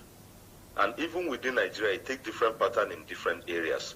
In some areas, it is purely ethno-religious. In some areas, it's purely religious. So the problem also centers on bad governance. Let me be sincere with you. Have we been able to address the problems that led to those problems? We have not. Poverty, unemployment is a reason for people to commit crime. But in the competent court of law, it is not tenable as a reason to commit crime. But socially and sociologically, it is one of the reasons people commit crime. So until we address some of these problems, the problem of poverty, unemployment, corruption, bad leadership, we will continue to have these problems. We will continue to have these problems. A lot of people are idle. We have to look for the causes of the problems. We address the causes of the problem. And I've said it. Poverty, unemployment. Look at some of these jihadists. Some of them, when they arrest them, look at how they look. They look tattered. They look poor. Despite making huge amount of money, I see that they don't even use the money for any good thing. So the problem is not necessarily people fighting and fighting and fighting. It is the government that needs to sit up and do the needful for the youth populace. So Africa generally has a whole lot of youth population, but the youths are idle. And if you look at this problem from the Sahel to Nigeria, it's becoming a bigger problem. Nigeria is surrounded by countries that are bedeviled with crisis. So, and our borders are porous. So there is no way Nigeria, some of these jihadists come into Nigeria or bandits come into Nigeria because they know Nigeria is economically viable. If they kidnap people in Nigeria, how much are they going to make? If they kidnap people in Cameroon, how much are they going to make? If they kidnap people in Burkina Faso, Mali, Niger, how much are they going to make? But they know that Nigeria is economically viable for their criminal activities. And that is why, and the government of the day must sit up. I commend them. We may not see what they are doing, but I can assure you that for several years, the Nigerian military have been in the bush fighting and fighting and fighting with their last blood. So we commend them. They just need to add more power to their elbow. While we commend the military for the ongoing fights against insurgency in Nigeria, there is this debate that the president sent the troops to call a coup in Benin Republic while we still have ours here. And the way it went about it, or rather the way people are going about it, it's as if we have the military capacity to actually address our own issue, but we couldn't do that. In less than 24 hours, peace was restored in Benin Republic. I don't know whether you're part of that school of thought that Nigerian military, we are really not patriotic when it comes to tackling our own internal issues. Well, the issue of Nigeria sending troops to Benin Republic, to me, is not a problem. Remember when Yahya Jammeh refused to leave power in Gambia? I don't know if you can remember this very well. I remember President Muhammadu Buhari also sent troops to ousted him, to send him out of office before he went into exile. It is, in this part of the world that we are, Nigeria is the giant. Nigeria is just like a watchdog to some of these smaller countries in West Africa. So it is a treaty. It is expected that in as much as you remain part of ECOWAS, anything military coup will definitely be frowned at. And as we speak, there is a Nigerian Air Force aircraft that has been grounded in Burkina Faso. As at midnight till now, I think there are about 11 crew members. They are already detained in Niger Republic. Okay, I think Niger Republic. Burkina Faso. They claim that Nigeria... In Burkina Faso. Burkina Faso or Niger? Burkina Faso. Okay. So they explain that Nigeria violated their airspace, which is actually a setback for Nigeria in this fight that they want to fight in Benin Republic, because the military junta in Niger are looking at it like they are already having a rising wave of supporters, and this thing is now extending to Benin Republic. So Nigeria trying to curb that will pose as a threat to the countries who are already being ruled by the military junta. So it is the duty of Nigeria to go there and do the needful. However, the fight in Nigeria has nothing to do with what is happening in Benin Republic. Nigeria is not going to bomb everybody in Benin Republic. They are just going there to make sure the civilian regime is stable, which is a normal thing for them to do. It is a normal thing for them to do. I do not see anything bad in that. But people are asking questions that your own house is on fire, but you are trying to quench the fire in another person's compound. It is normal. It is normal. The pattern of the fight here is not the same as what is happening in Benin Republic in the last 24 or 48 hours. So it is a usual thing. It is normal for Nigeria to go there, do the needful, restore democracy. This is not the first time Nigeria will be doing it. They did it in Gambia and they succeeded. So to me, there is no problem in doing that. I know Nigerians have achieved tremendous support from even foreign African countries, especially in Liberia and Sierra Leone, where they've gone for peace keeping in terms of restoring peace in those countries. But let's look at the sub-region, ECOWAS itself. It seems they are handicapped in trying to tackle these issues of coup in the region. Do you think ECOWAS has played that role effectively in ensuring that we don't have leaders who stay so tight in power? I think most persons believe it is a long regime of some of these African leaders that is making some of the military officers trying to come back to take power, apart from other factors which you've mentioned. The sit-tight syndrome in some of the African countries has given rise to that. What role do you think ECOWAS has played so far in ensuring that we don't have such incidences repeating itself? Well, over the years, people have questioned ECOWAS, that ECOWAS is just a toothless bulldog that barks without biting. But I disagree with people. You know, we practically do not know the value of what we have until we lose it. And there are also people who said you may not know the value of what you are missing until it arrives. So we have seen in several situations some of the people of the countries where the military juntas, military coups have taken place, giving full support to the military regime in some of those areas. But ECOWAS as a regional organization over the years have tried their possible best. You know, when you have a regional organization and you see people pulling out, it simply means that you need to rejig the total system. ECOWAS in recent times have not performed up to people's expectation. So it is not a news, it is not surprising that people are beginning to point out faults or express disapproval as to how ECOWAS as an organization is being managed. So it is normal for people to question ECOWAS, but I can assure you that ECOWAS as a regional organization is trying its possible best to make sure this part of the world gets to the promised land.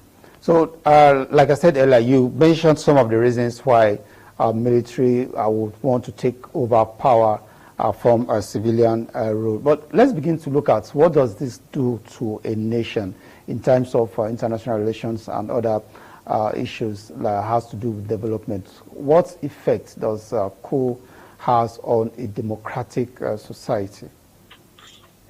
It obstructs governance. And it's what we're seeing. You know, in recent times, I've even seen Nigerian youths clamoring for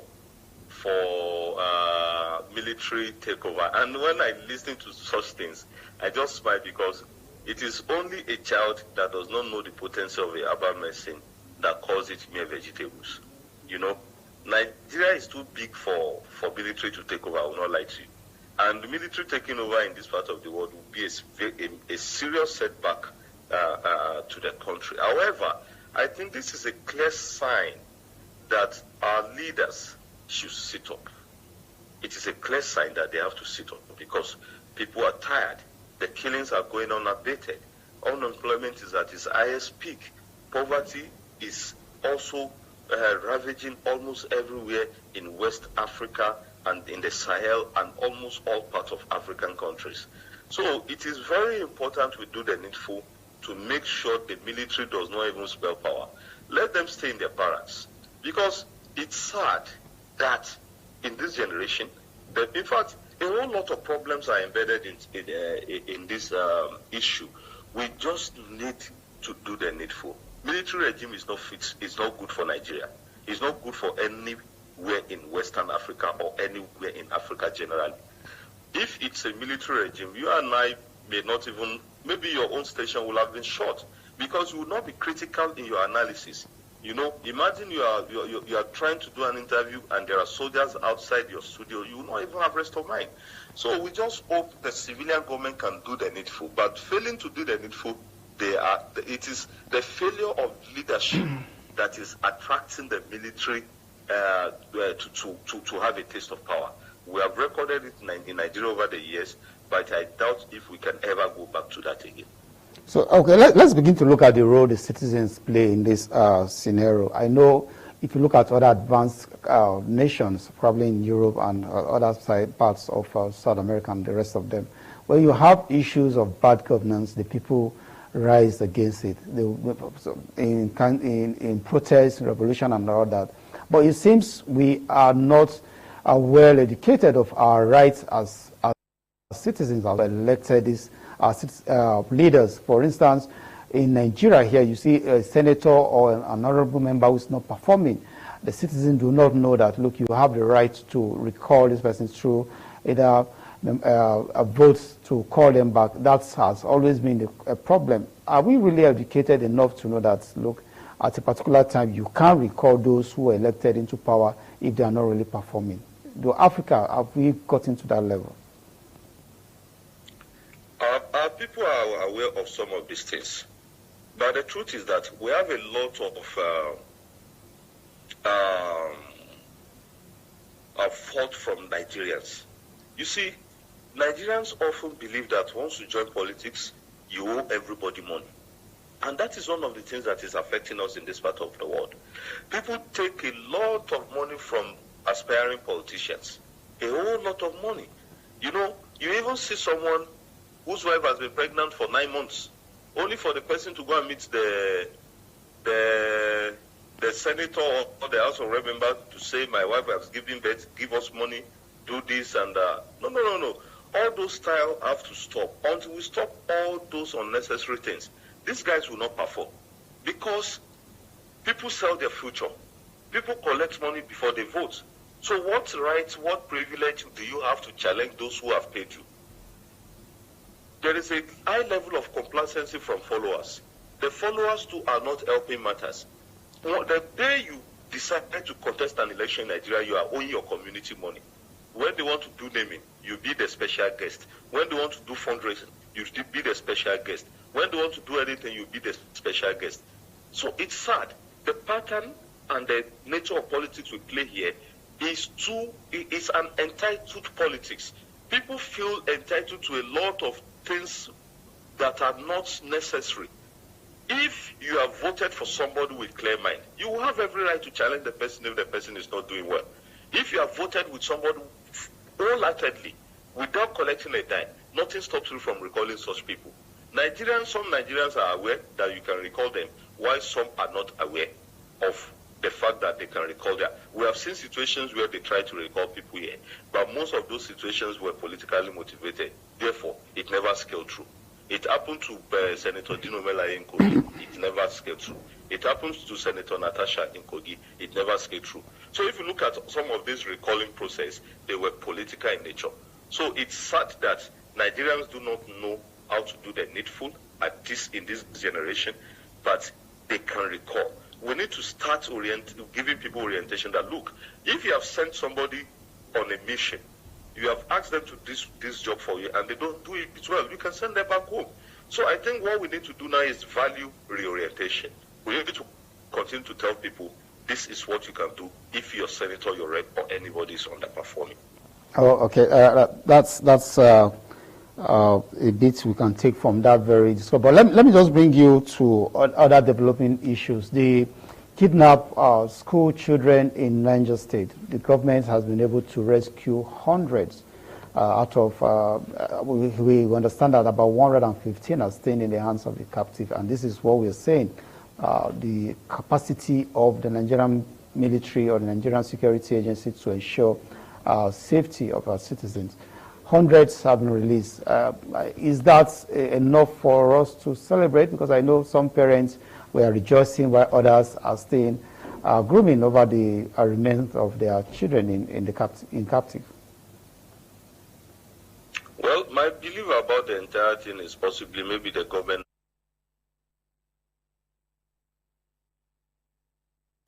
You have read, and you know there is a way some of these criminals operate. All right, Dr.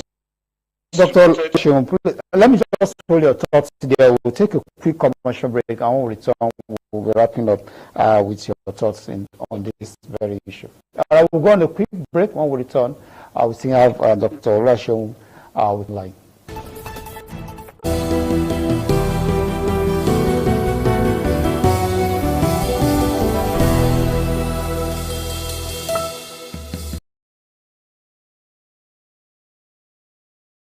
All right, if you're just joining us, it's in the program this morning on Night TV, and I have Dr. Olalokun Olakunle Oluwaseun, a social researcher at the University of Abuja, has been talking about the coup in Benel and Nigerians' intervention. And earlier on, I asked him about his thoughts on the release of hundreds of these kidnapped students in Niger State. You can go ahead, Doctor. So, like I said, when some of these criminals kidnap people, what they do is to share them into batches inside the bush. You get? So I'm suspecting they may have shared their children into groups. So because most times it is not those who kidnap their children that take them into the bush. When they kidnap people, they hand them over to some people in about 5-10 kilometers from the crime scene. It is another group that mostly lead people into the bush, and they just share, they distribute them into groups, so that in case of collateral damage, things will not happen to everybody. So I suspect maybe.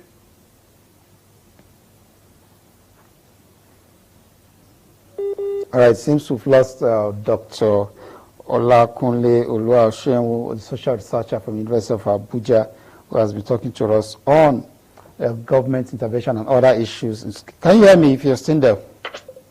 Yes, I can. Okay, we are wrapping up in the next 2 minutes. Let me just get your final thoughts in less than 2 minutes.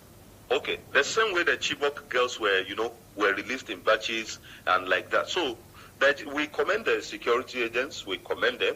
They tried, but that is not enough. They need to add more power to their elbow. Other children are in captivity because these children are pupils. Some of them are pupils from age 4 to 5, nursery, primary 1, 2, 3, 4, and 5. So it's sad that little children, young children, future leaders are whining and dining with snakes, with animals in the bush. It's pathetic. We hope for their safe return very soon.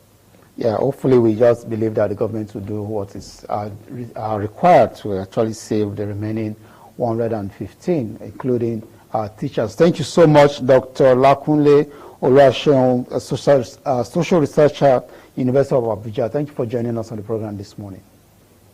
Thank you very much. All right, we'll go on a quick break. When we return, we'll be joining our Lagos studio for the continuation of the program this morning on Night TV.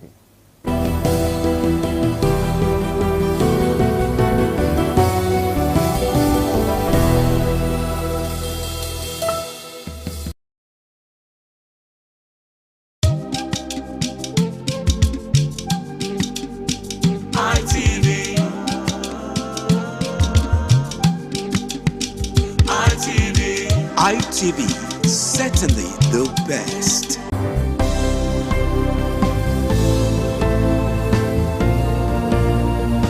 Thank you very much for joining us on the program Healthy Living. What is the kidney? The kidney is an excretory organ in the body, which is for metabolism. Tuberculosis affects many organs in the body, but the common ones it usually affects is the lungs. Epilepsy is a neurological problem. Okay. It is an injury in the brain which causes someone to begin to convulse, to go into fits. It is curable, but the cure is a long-term thing. If you eat well and avoid those risk factors that will make your immunity to be down, then the risk of contracting tuberculosis will be reduced. If you're healthy, then you're wealthy.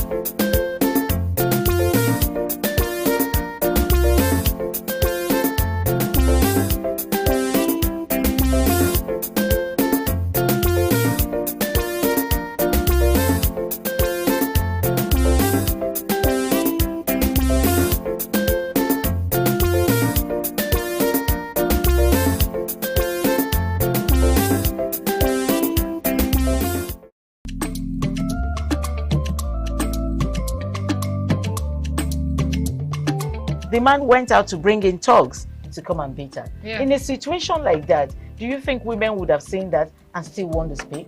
Really, we're talking That's about what I said. So that's- when they bullied her, Yeah. now, if she's not bold enough, she will shut up. What is your advice for girls out there that are so desperate to be married? We women, we have to be really intentional about our parenting.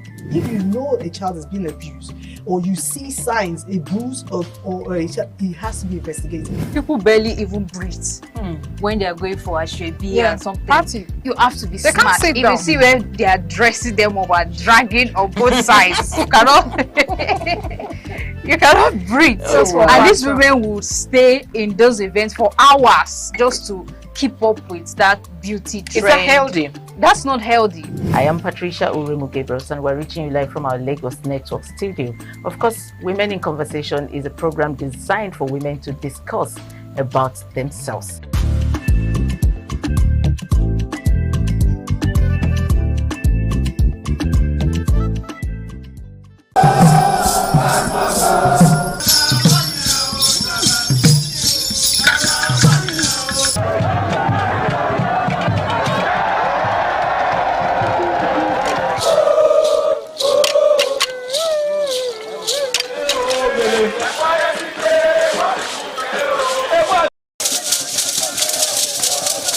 In the evening of the initiation day, all the newly initiated Edion danced to the residence of the Odion Way and also visited some homes of the various senior elders, where Chief Elder Ogbede Onwonse was very conspicuous, especially at the country home of Sir Chief Dr. Gabriel Osaro Igbenedion with his family on the night of the initiation.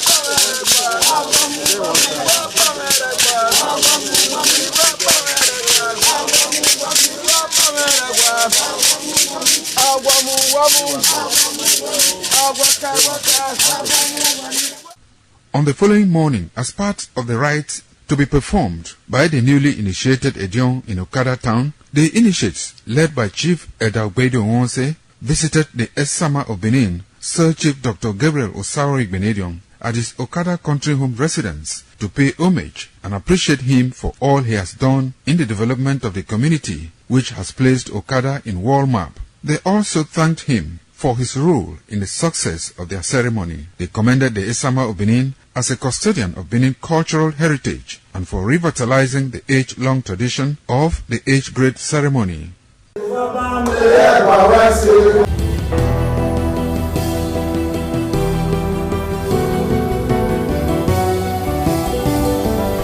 Many thanks for staying with us, and of course, if you just tuned in, this is the continuation of your ultimate news current affairs program, reaching you live from our Lagos Network Center on the ITV network. I am Joshua Okata. On the program this morning, we'll be having a conversation around the Benin Republic failed coup attempt vis-a-vis Nigeria's military intervention around the airspace of Benin Republic. Of course, it's also interesting to note that since this news broke out in the early hours of Sunday, Nigerians across various political and social divide have reacted to these issues. Of course, alleging that there's been some very major underlying issues associated with coup d'etats, especially cutting across the ECOWAS region. Conspiracy theory flying here and there, and with Nigeria's involvement, especially with the Benin Republic failed coup, what would be the impact this would have on Nigeria given its military intervention within the airspace of Benin Republic? These and more would form the basis of our roundtable discussion this morning from our Lagos Network Center. And I'm being joined by Mr. Dami Damola Kolawole Esquire, who is a legal practitioner and, of course, a public affairs analyst. Good morning, Mr. Dami, and thank you so much for joining us. Good morning. Good morning, Nigerians. Thank you for having me. All right, now, before we delve into the crux of the matter, let me get your bite, especially on the issue of this particular failed coup d'etat which happened in the early hours of Sunday, where, you know, there was an almost, I'll put it that way, a deposed of the Beninese president in the person of Patrice Talon. Thank you very much. It's quite unfortunate that some persons will rejoice in line with their interest in military intervention. It's also unfortunate that some people will not be happy thinking about the incessant military interventions within the region of the Federal Republic of Nigeria. But one thing we should understand is this. While some persons will tell you the best of military rule or military's incursion into democratic governance will not match with the worst of civilian rule, civil rule, or democratic dispensation. These are three different things. When you say civil rule, when you say civilian rule, and when you say democratic dispensation are three different things. But you see, what we need to help ourselves with, why, you know, the interest of the military coming into, you know, civil relationship, why the, you know, interest of military intervention becoming a norm in recent time within the West African region. You see, the most important thing we should see, and the most important reason, the crux of this matter, the core.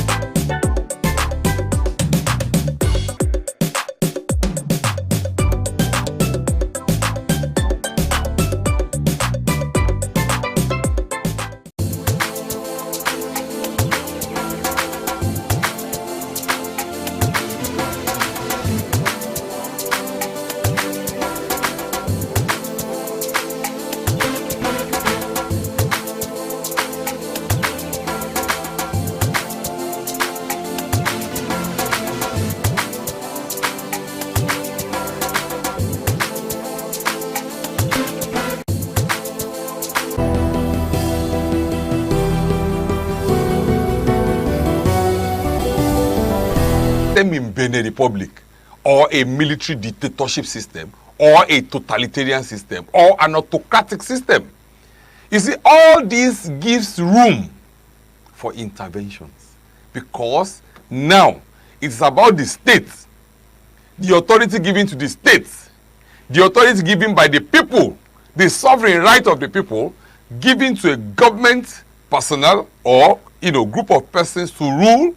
And the group of persons that rules did not give the people who gave them the authority the freedom of speech, did not give them the freedom of, you know, independent of the judicial system of government, only gave them financial recklessness, mismanagement, corruption. What do you expect the people, how do you expect their responses, their reactions to be to the irresponsibility of government? And that is what you see today in most Africans that are clamoring for intervention. It seems more or less like intervention now seems more, you know, adorable to Africans within the context of bad governance. All right, now when you say it is becoming adorable, let me also remind you that before now, we've had military intervention. We had one in Burkina Faso. We also have in Niger. Now, it's happening in Benin Republic. Would you say that the military intervention is becoming more so adorable that it's cutting across almost all the West African coast? Why is this happening at this time?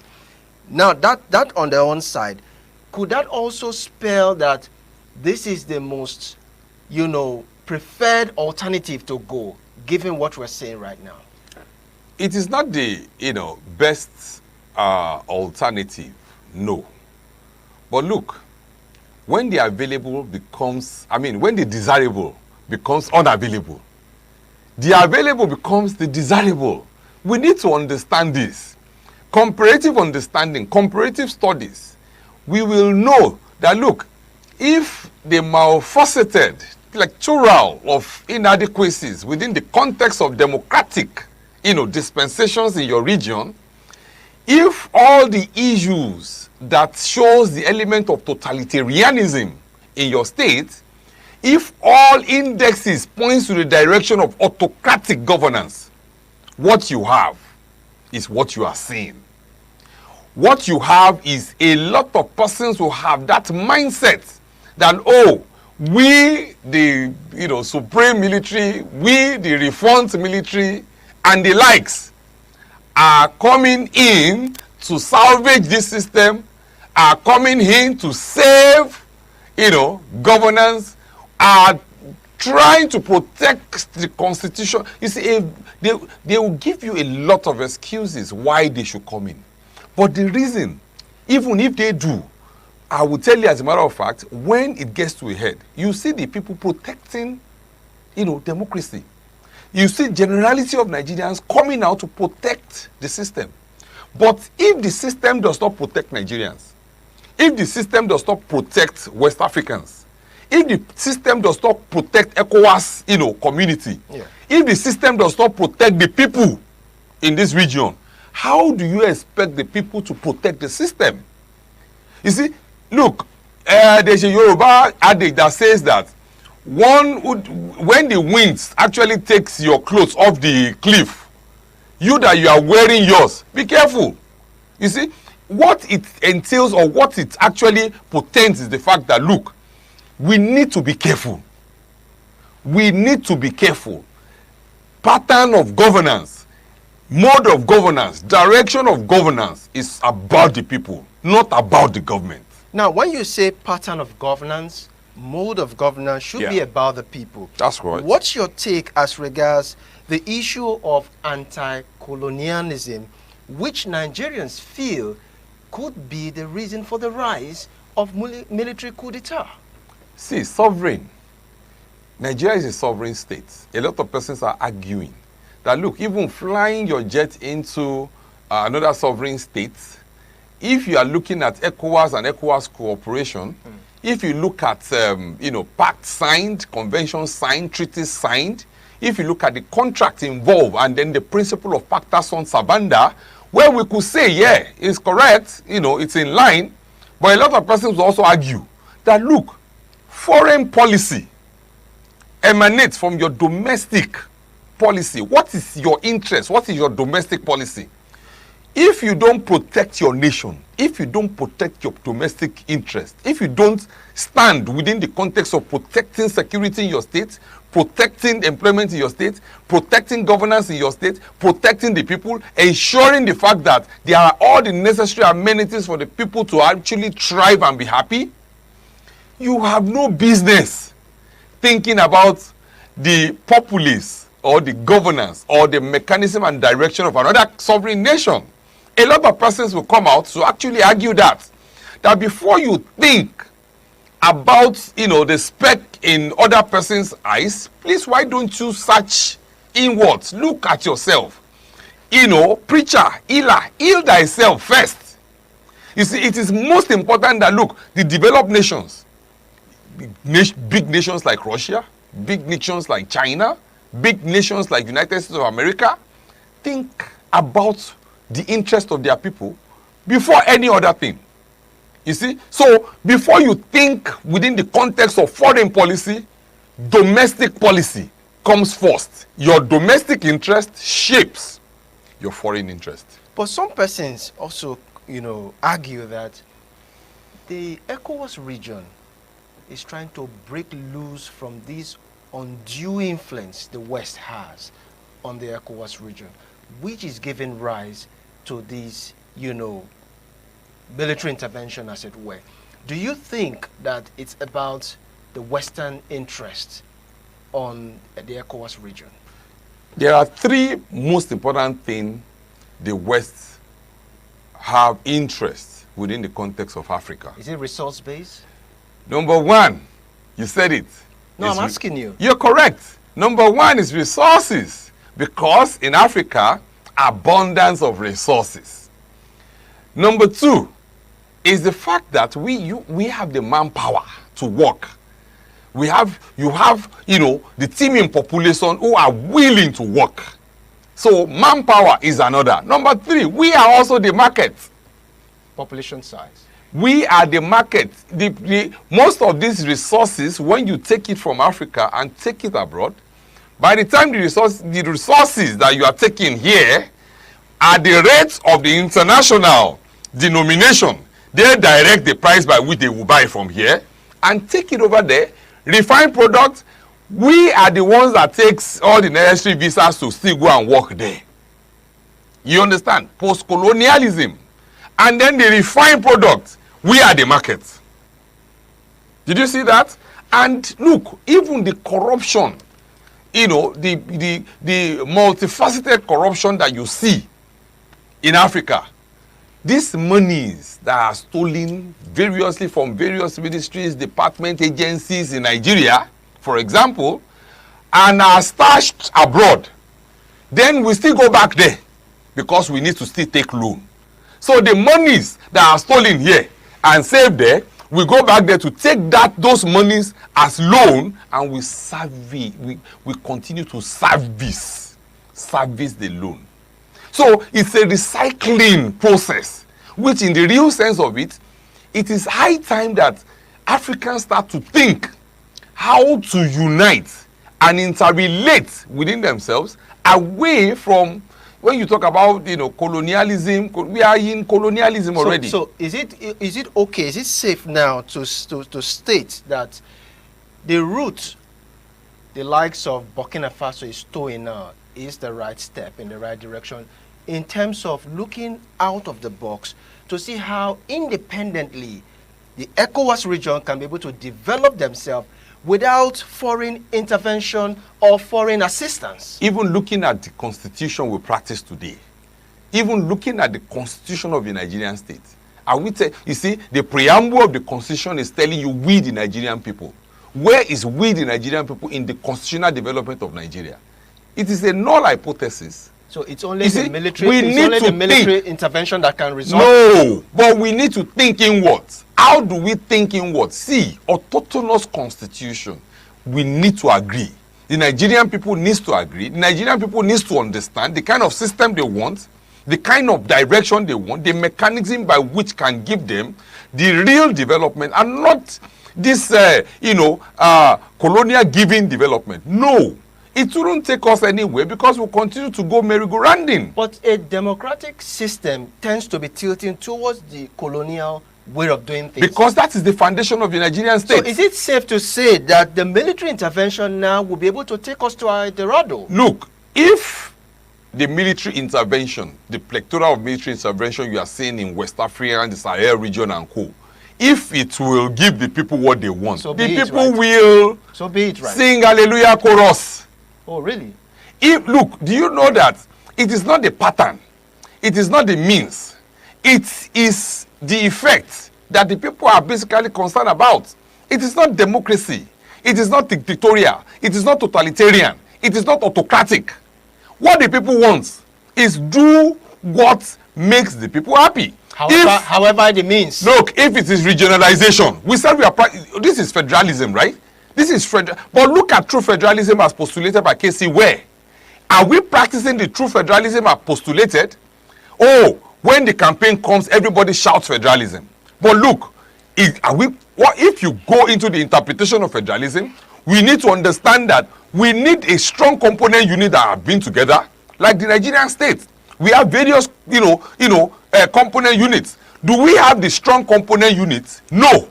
The answer is no, because everybody runs to where? Federal Capital Territory, Abuja. So it means that we have weak component units and a strong center. So everyone focuses on the center.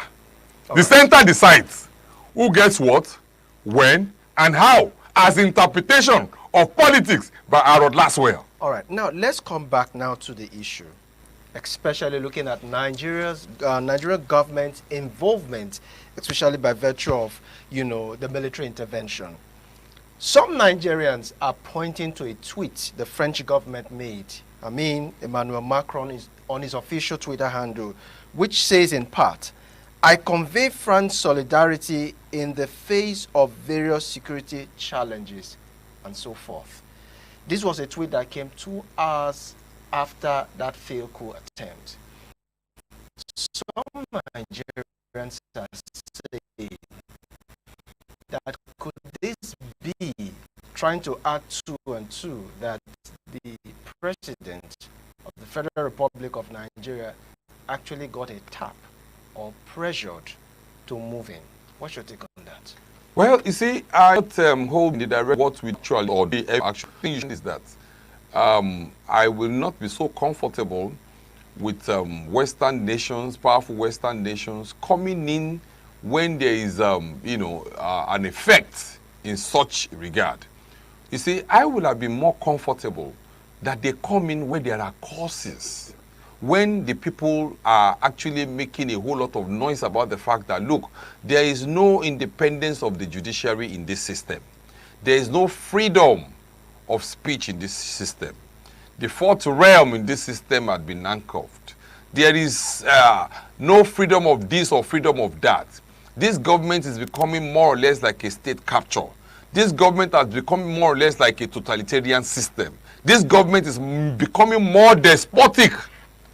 Now, those are causes. But when the effect comes in, the Western nations are then interested. It means that they are not interested in the cause. They are only interested in the effect. Why? Because they have something to protect. No nation is interested in your country, in your people, larger, more important than their own people. No nation, there's no free lunch in Freetown.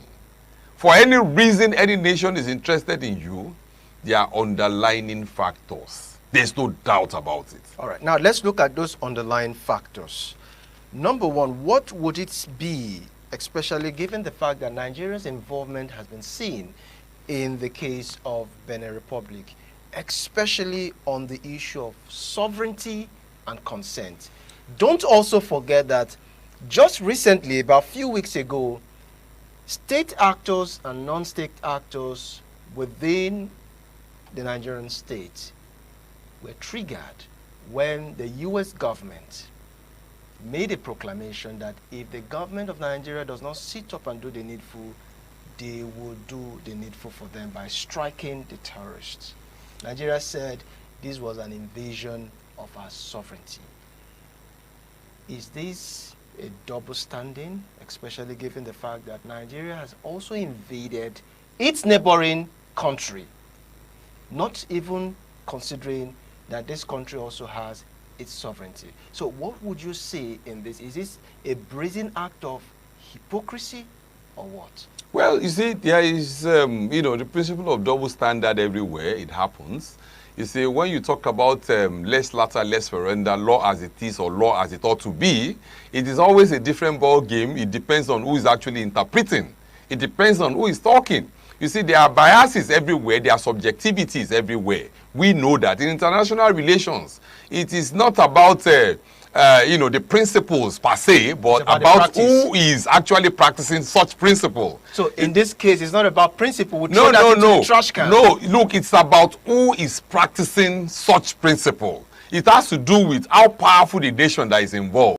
It has to do with, the disparity in status. Because, look, like George Powell will say, all animals are equal, but one are equal than the other. So when it comes to a superpower like international the US, relations, like the US, for instance, then we begin to give them some level of audience. You should understand quite well that, when you enter into treaties, when you enter into protocols, conventions, you should understand that even though there is the principle of pacta sunt servanda, agreement must be kept, but look, The powerful nations determine and decide which agreement, which panther They will total. must be kept. Okay. Sunt servanda. Talk to us about the issue of legitimacy of threats. Well, you see, look, in the recent issue, is it legitimate for Nigeria to actually go into the issue in Republic of Benin? Well, I will tell you as a matter of fact that within the context of stability in West Africa, within the context of, Economic Community of West African States, within the context of the, conventions and the, treaties entered into by the African, community, one thing stands is, look, Nigeria will be much interested when it comes to, you call Nigeria the big brother. You understand, the giant of Africa. Yeah. Nigeria will be much more interested, just like, the debacle within the context of Russia, Ukraine. If Ukraine is interested in becoming North Atlantic Treaty Organization member, you will not be standing at the tip of the nose of a giant nation like that of Russia. If Russia decides to put a military base in Cuba, very close to the United States of America, Americans will not be comfortable with such. The same way, within the context of what is happening now, an instability within the region close to Nigeria, Benin, will be an instability into Nigeria one way or the other, because you know quite well the Sahel principle at the moment and the unity within the context of those nations. So where's the place of collaboration without having to do it without their the consent? Interest is stability. The interest is democracy. The interest is the organization ECOWAS. Because if Nigeria decides to sleep on its right at this moment, being the giant of Africa, so to say, being the big brother, so to say, once Nigeria sleeps on this, the next thing you should understand is that, Benin is our next door neighbor. More or less, a larger part of Benin even belongs to Nigeria, or is part of Nigeria, or are Yoruba, so to say, at a stage. So once there is instability there, what are you expecting next? So Nigeria actually needs to play that big brother, irrespective of the domestic issues happening in Benin, or irrespective of the principle of sovereignty. Thank you so much, Mr. Dami Damola Kolawole, Esquire, legal practitioner and public affairs analyst, for giving us your two thoughts. Thank you for having me. Really appreciate your time. All right, that's our offering from our Lagos Network studios. Many thanks for watching. And of course, it's about time now for us to move you over to our Benin Network studios.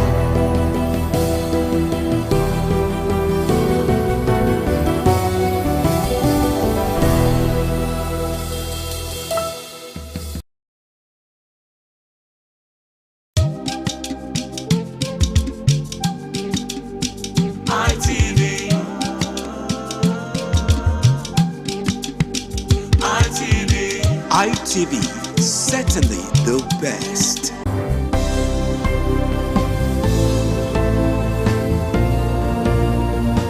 Thank you very much for joining us on the program Healthy Living. What is the kidney? The kidney is an excretory organ in the body, which is for metabolism. Tuberculosis affects many organs in the body, but the common ones it usually affects is the lungs. Epilepsy is a neurological problem. Okay. It is an injury in the brain which causes someone to begin to convulse, to go into fits. It is curable, but the cure is a long-term thing. If you eat well and avoid those risk factors that will make your immunity to be down, then the risk of contracting tuberculosis will be reduced. If you're healthy, then you're wealthy.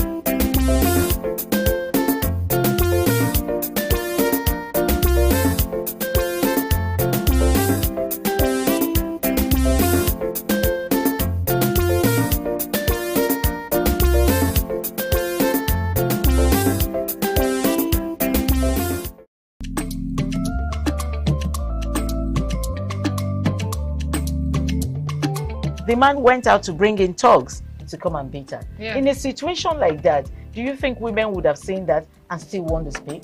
Really, we're talking That's about what I said. So that's- when they bullied her, Yeah. now, if she's not bold enough, she will shut up. What is your advice for girls out there that are so desperate to be married? We women, we have to be really intentional about our parenting. If you know a child is being abused, or you see signs, a bruise, or a child, it has to be investigated. People barely even breathe when they are going for a shrebi and something. You have to be They can't smart. sit If down. you see where they are dressing them up or dragging on both sides, you cannot breathe. And these women will stay in those events for hours just to keep up with that beauty trend. Is that healthy? That's not healthy. I am Patricia Uremu Gabriels, and we're reaching you live from our Lagos Network studio. Of course, Women in Conversation is a program designed for women to discuss about themselves.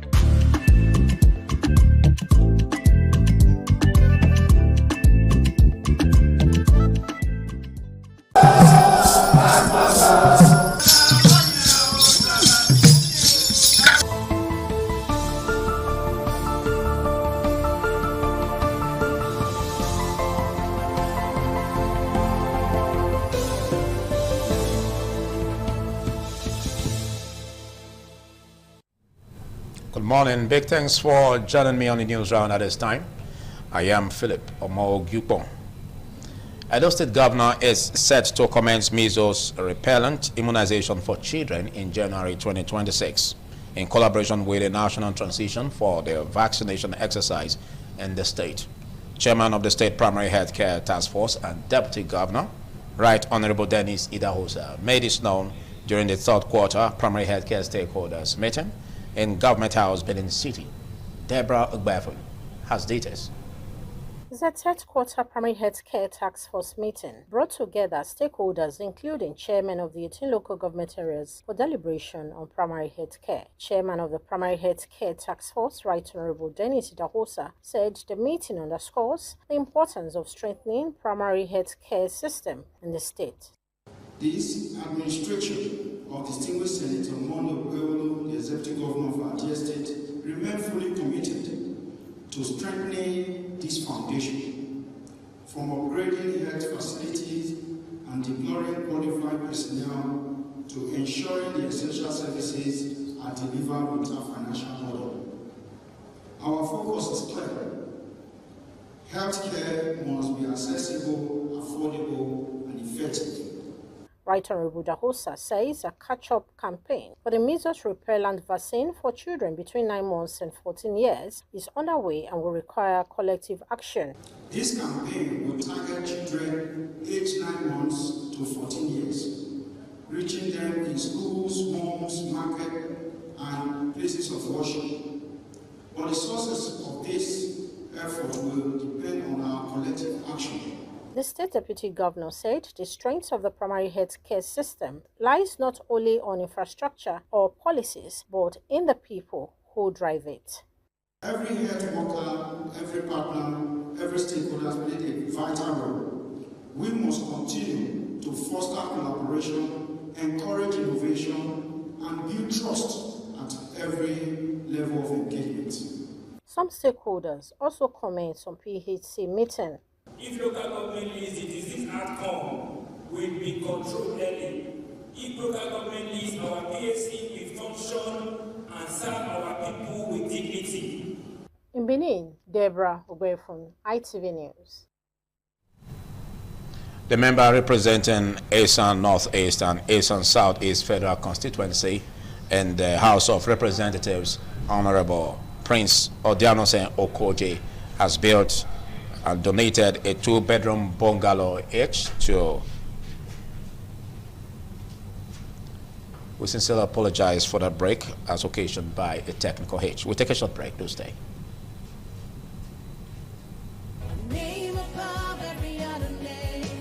God's Historic Chapel and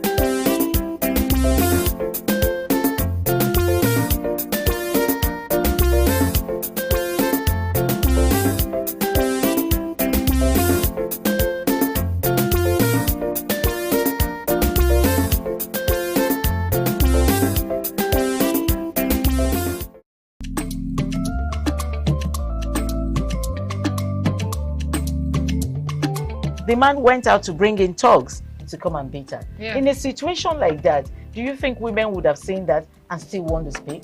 Really, we're talking That's about. what I said. So that's- when they bullied her, Yeah. now, if she's not bold enough, she will shut up. What is your advice for girls out there that are so desperate to be married? We women, we have to be really intentional about our parenting. If you know a child is being abused, or you see signs, a bruise or a...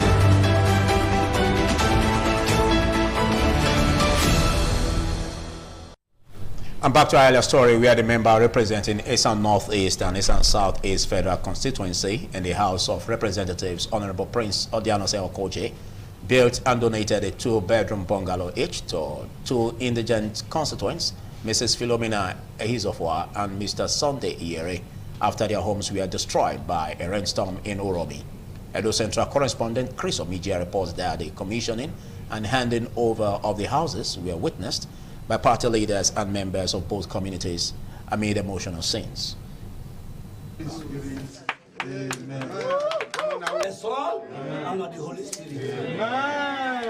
Presenting the 2-bedroom bungalows to Mrs. Philomena Ehizofwa at Eboyi and Mr. Sunday Iyere at Amedokian in Uromi, Honorable Prince Odianose Okoje, represented by his Chief of Staff, Honorable Ostos Okoduwa, said he was moved with compassion when he saw the devastating state of their homes. He noted particularly the case of Mr. Iyere, who recently lost his wife and is left with 6 children, and Mrs. Ehizofwa, whose property was exposed and deteriorating under the rain. Giving is part of his life.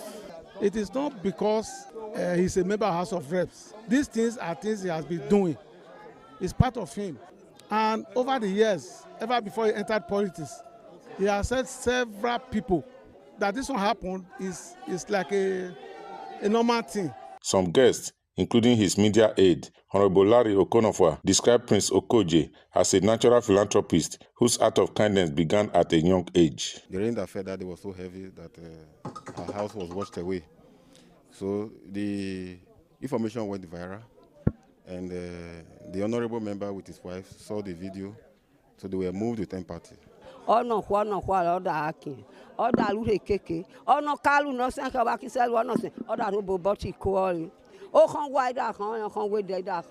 thing we Odi Okoje do for me. Now I'm really happy. Me I just tell you, I say thank you. And I help me tell and say God bless her. Good work. See, yesterday we have commissioned one. Today we are here in another community to commission a very gigantic project we have done for an indigent one. My dear, do you know how many of these he has done? God will continue to bless him. My heart is full of joy. Prince Odianose Okoje serves as the chairman, House Committee on Petroleum Midstream in Uromi. Chris Omije, ITV News.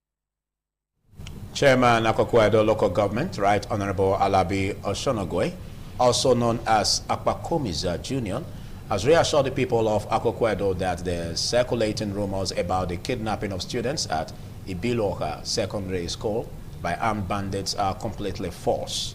Oluwafemi Farayola brings details. Right Honorable Alabi Oshonogwe said the misinformation has created fear, especially among children currently writing their examinations across the local government area. He said findings confirmed by security agencies show clearly that no incidents of kidnapping has occurred anywhere in Akoko Edo, as the claims being spread are deliberate fabrications aimed at causing panic and destabilizing our peaceful environment. He urged the people to remain calm, go about their normal activities, and disregard the baseless allegations, assuring that his administration has already put strong security measures in place to prevent any breakdown of law and order. He said as a proactive and responsive government, local government officials are working diligently to identify those behind the false alarm, assuring that anyone found responsible will face the full weight of the law to serve as a deterrent to others who may wish to mislead the public. He reiterated that schools in Akoko Edo are safe. Oluwafemi Farayola, ITV News. In a special celebration of life, family, friends, and dignitaries converged to honor the indelible legacy of late comrade John Ode, who passed away at 82, leaving an unfillable void in the hearts of many. Python Sawa reports that the military base hospital open field on Airport Road, Benin City, transformed into a sea of joy and remembrance as mourners converged to pay tributes to this extraordinary individual. The atmosphere was electrified with family members and friends showcasing their dance steps, a fitting tribute to a man who embodied love, kindness, and generosity. Comrade Ode, a retired fire safety coordinator in the United States, was celebrated as a champion of positive change, whose impact on the lives of others will forever be etched in the annals of history. As family and friends shared fond memories, one thing became clear. Comrade Ode's life was a pointer to the power of love, compassion, and service to humanity. My father was a great dad to me, the best dad in the world. He's an icon, he's loving and caring. As a matter of fact, he was a philanthropist. He was very industrious, he's a philanthropist. He's a politician as well. He was a kind man, and I don't think there is anybody that can fill that vacuum, that space. To me, I felt it's a great love. As in the big Iroko, that's falling. The legacy of late Comrade Ode will continue to inspire generations to come, serving as a beacon of hope and inspiration for all.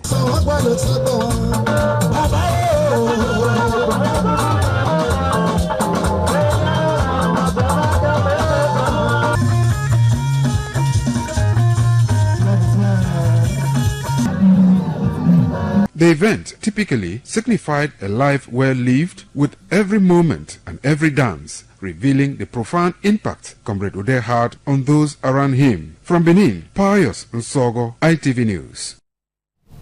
The need for insurance companies to engage in creating awareness for the people to be abreast with the importance of the sector occupied the front burner during the Insurance Week, holding in Benin City with the theme, Insurance, the matter of all business. The event was a platform for stakeholders to brainstorm on how the insurance sector can be more relevant in the scheme of things.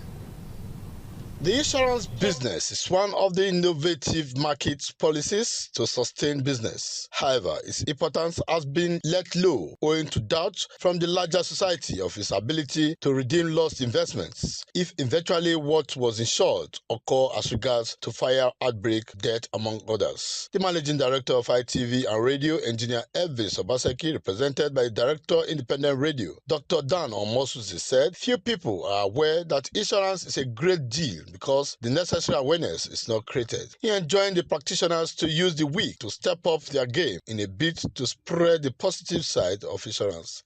100 million, that's not a small money. You don't give it to the darkness. No, sir.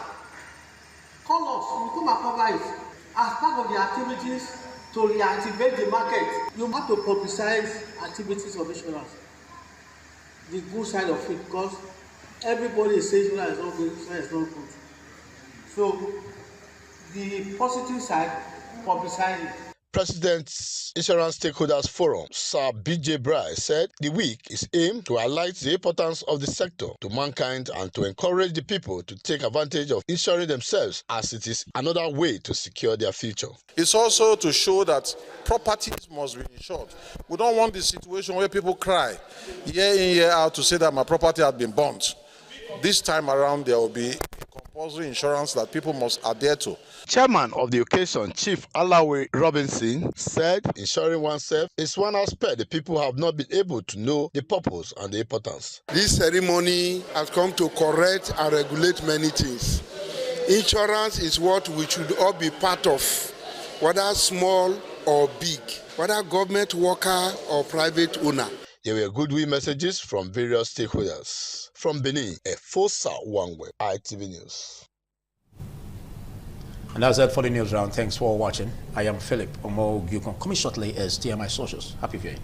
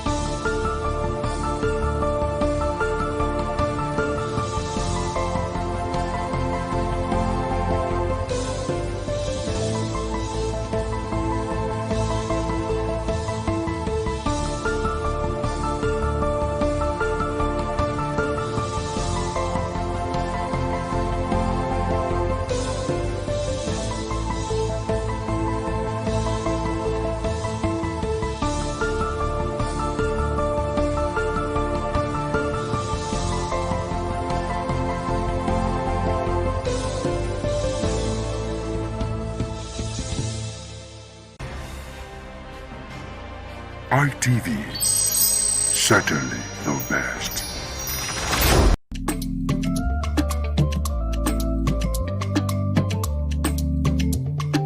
The man went out to bring in thugs to come and beat her. Yeah. In a situation like that, do you think women would have seen that and still want to speak? Really, we're talking That's about what I said. So that's- when they bullied her, Yeah. now, if she's not bold enough, she will shut up. What is your advice for girls out there that are so desperate to be married? We women, we have to be really intentional about our parenting. If you know a child is being abused, or you see signs, a bruise or a child, it has to be investigated. People barely even breathe when they are going for a shrebi and something. Party. You have to be They can't smart. sit If down. you see where they are dressing.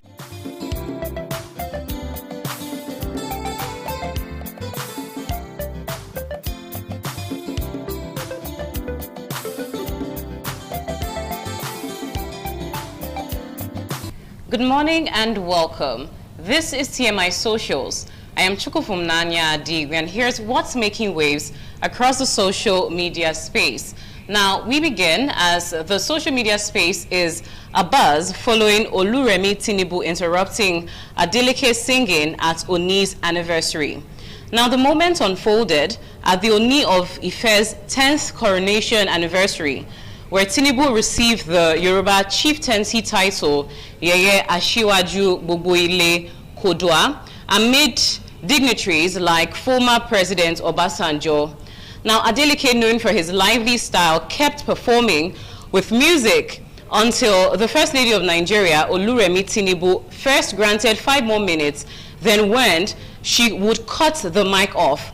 Opinions divided, with some seeing elder guidance in Yoruba tradition and others calling the tone disrespectful, though Adeleke smiled through it and no complaints followed. Let's get to see the snippet video and then we'll take reactions.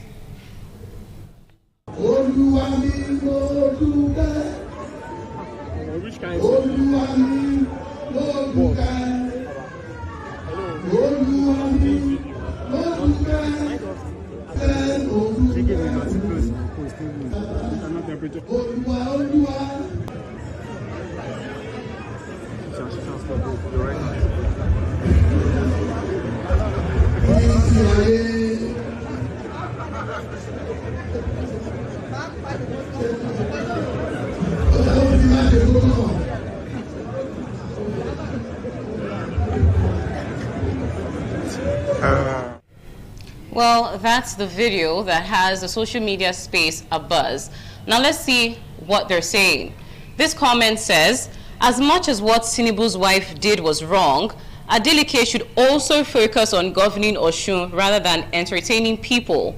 He wasn't voted in to put on shows, but to lead and manage the state effectively. That's that comment. Let's see what another netizen is saying. This one says, that's honestly wild when someone is trying to give clear instructions and the governor keeps singing. That's straight up disrespectful and unprofessional. A leader should know when to stop and listen. Now, just to get a mix of comments, let's take one last one. Let's take one final comment on this story. The final comment says, Governor Adeleke has so much respect and handled that well. It could have been worse, but he managed it like a boss. Well, those are some of the divided notions on that. Now, we'll quickly move to the second story. Burkina Faso detains 11 Nigerian troops after emergency plane landing. Now, this story is a whole news on social media. People are talking about it, and there are divided attention and reactions to it. Let's get to see what people are saying. Well, for the first comment, it says, the same Nigeria that were shouting that they are sovereign states, that America has no right to invade her, just invaded her neighboring country because of order from another country. Let's see the second and last comment. This second comment says, our troops and military aircraft will come back home safely and in one piece. I'm very confident of this. I'm sure AES wouldn't want any smoke with Nigeria, ECOWAS, by choosing to escalate an already tense situation. The escalation and diplomacy are key at this point. Well, those are the reactions to that story, and here's where we draw the curtain on TMI Socials, a segment on TMI on the ITV network. So thank you so much for joining in. Good morning.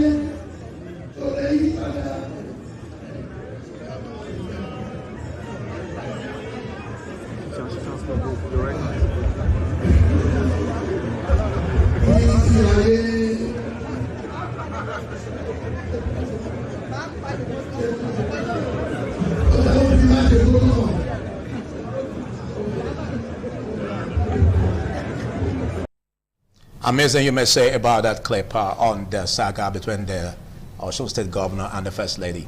Well, amazing, you may say, even though we may say that it serves as a comic relief, but a lot of issues and concerns are raised in that respect, most especially where you see the First Lady smacking the Governor of the state, an elected First Lady smacking the Governor of the state. Well, let's get your thoughts on this. Dominic Ayemese from Abuja Network Center. You saw that. How does it meet you? Well, just like you rightly mentioned, it's not comic to us because the person of Adeleke, we've all known him as the dancing governor. That has been his trademark. Well, I expected the First Lady who incidentally, our office is unconstitutional. It's not a constitutional office. It's just symbolic. I would have probably sent an aide to go and tell Adeleke, look, there are people waiting on the line to make their speech and all that, instead of walking up there. But so most persons will misinterpret it, especially at the time when Adeleke is having issues of remaining in his party. You know, he has finally decamped, or rather is decamping to another party to run for the state. There's so much surrounding that. And I believe she wouldn't do that to Wike. If you've watched Wike severally in the FCT, even when he was governor of Rivers State, before he makes any commissioning, he danced and people laugh about it, and that has always been their trademark. But I don't know what really transpired there, but from what we're saying, it was disrespectful on both sides. The First Lady would have simply, accord him that respect as a governor, send somebody to go and talk to him, and then Adeleke was also not performing very well in terms of the way he responded when he came. He continued with the song. But we'll leave that to Nigerians to keep entertaining themselves. That's what we always see on the social media. Well, that's why they say the country is a cross country. But basically, we have a dancing governor as the Osun State governor. So what's bad if he has his own style to make himself amiable to the people? Come on now. Well, sometimes we just allow some things to slide and let people breathe. Well, what are your thoughts on this, Josh? Well, it's quite a mixed reaction for me. I mean, where is Ile-Ife for crying out loud? It's in Osun State. And of course, that's the state of governance for the executive governor, Nuruddin Adeleke. And for him to have been given that opportunity to give his own remark, at that particular occasion, I mean, we should cut him some slack, regardless of the fact that he has been known for being a dancing senator or a dancing governor, as the case may be. That is his time. He has been given that, allocation to be able to give his remarks. So if he decides to sing and then rub it in with whatever he has to say, that's his time. But of course, where sometimes we might be looking at a place where leadership meets priority, especially given the time allocation, should be at least give what you have to give and leave. At the point in time where Oluremi comes up to talk to him about the essence of time, I believe he should have been able to show her some level of respect and then address the crowd and leave. But at some point where he was told to stick to issues without having to come up with musical interlude and all of that, I think it's a little bit embarrassing for the governor to have behaved in such a manner where she had to come back the second time to speak to him. Although some Nigerians are saying that if he actually was singing the popular "On Your Mandate We Will Stand," would she have done what she did? But that's a case for us to ponder over at our spare time. But the fact remains that the governor has the right to address people. However, he tends to do it is his prerogative. But of course, when you are being told by someone who is about your same level, I think you should be able to give some level of respect to such a person.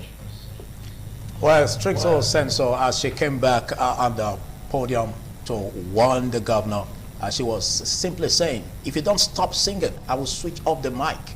Authority. Well, it's just like when we want to make our closing remarks, basically. Josh could just turn the closing remarks into a singing session, whichever way you look at it.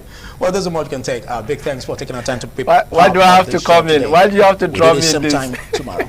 Good day. Goodbye.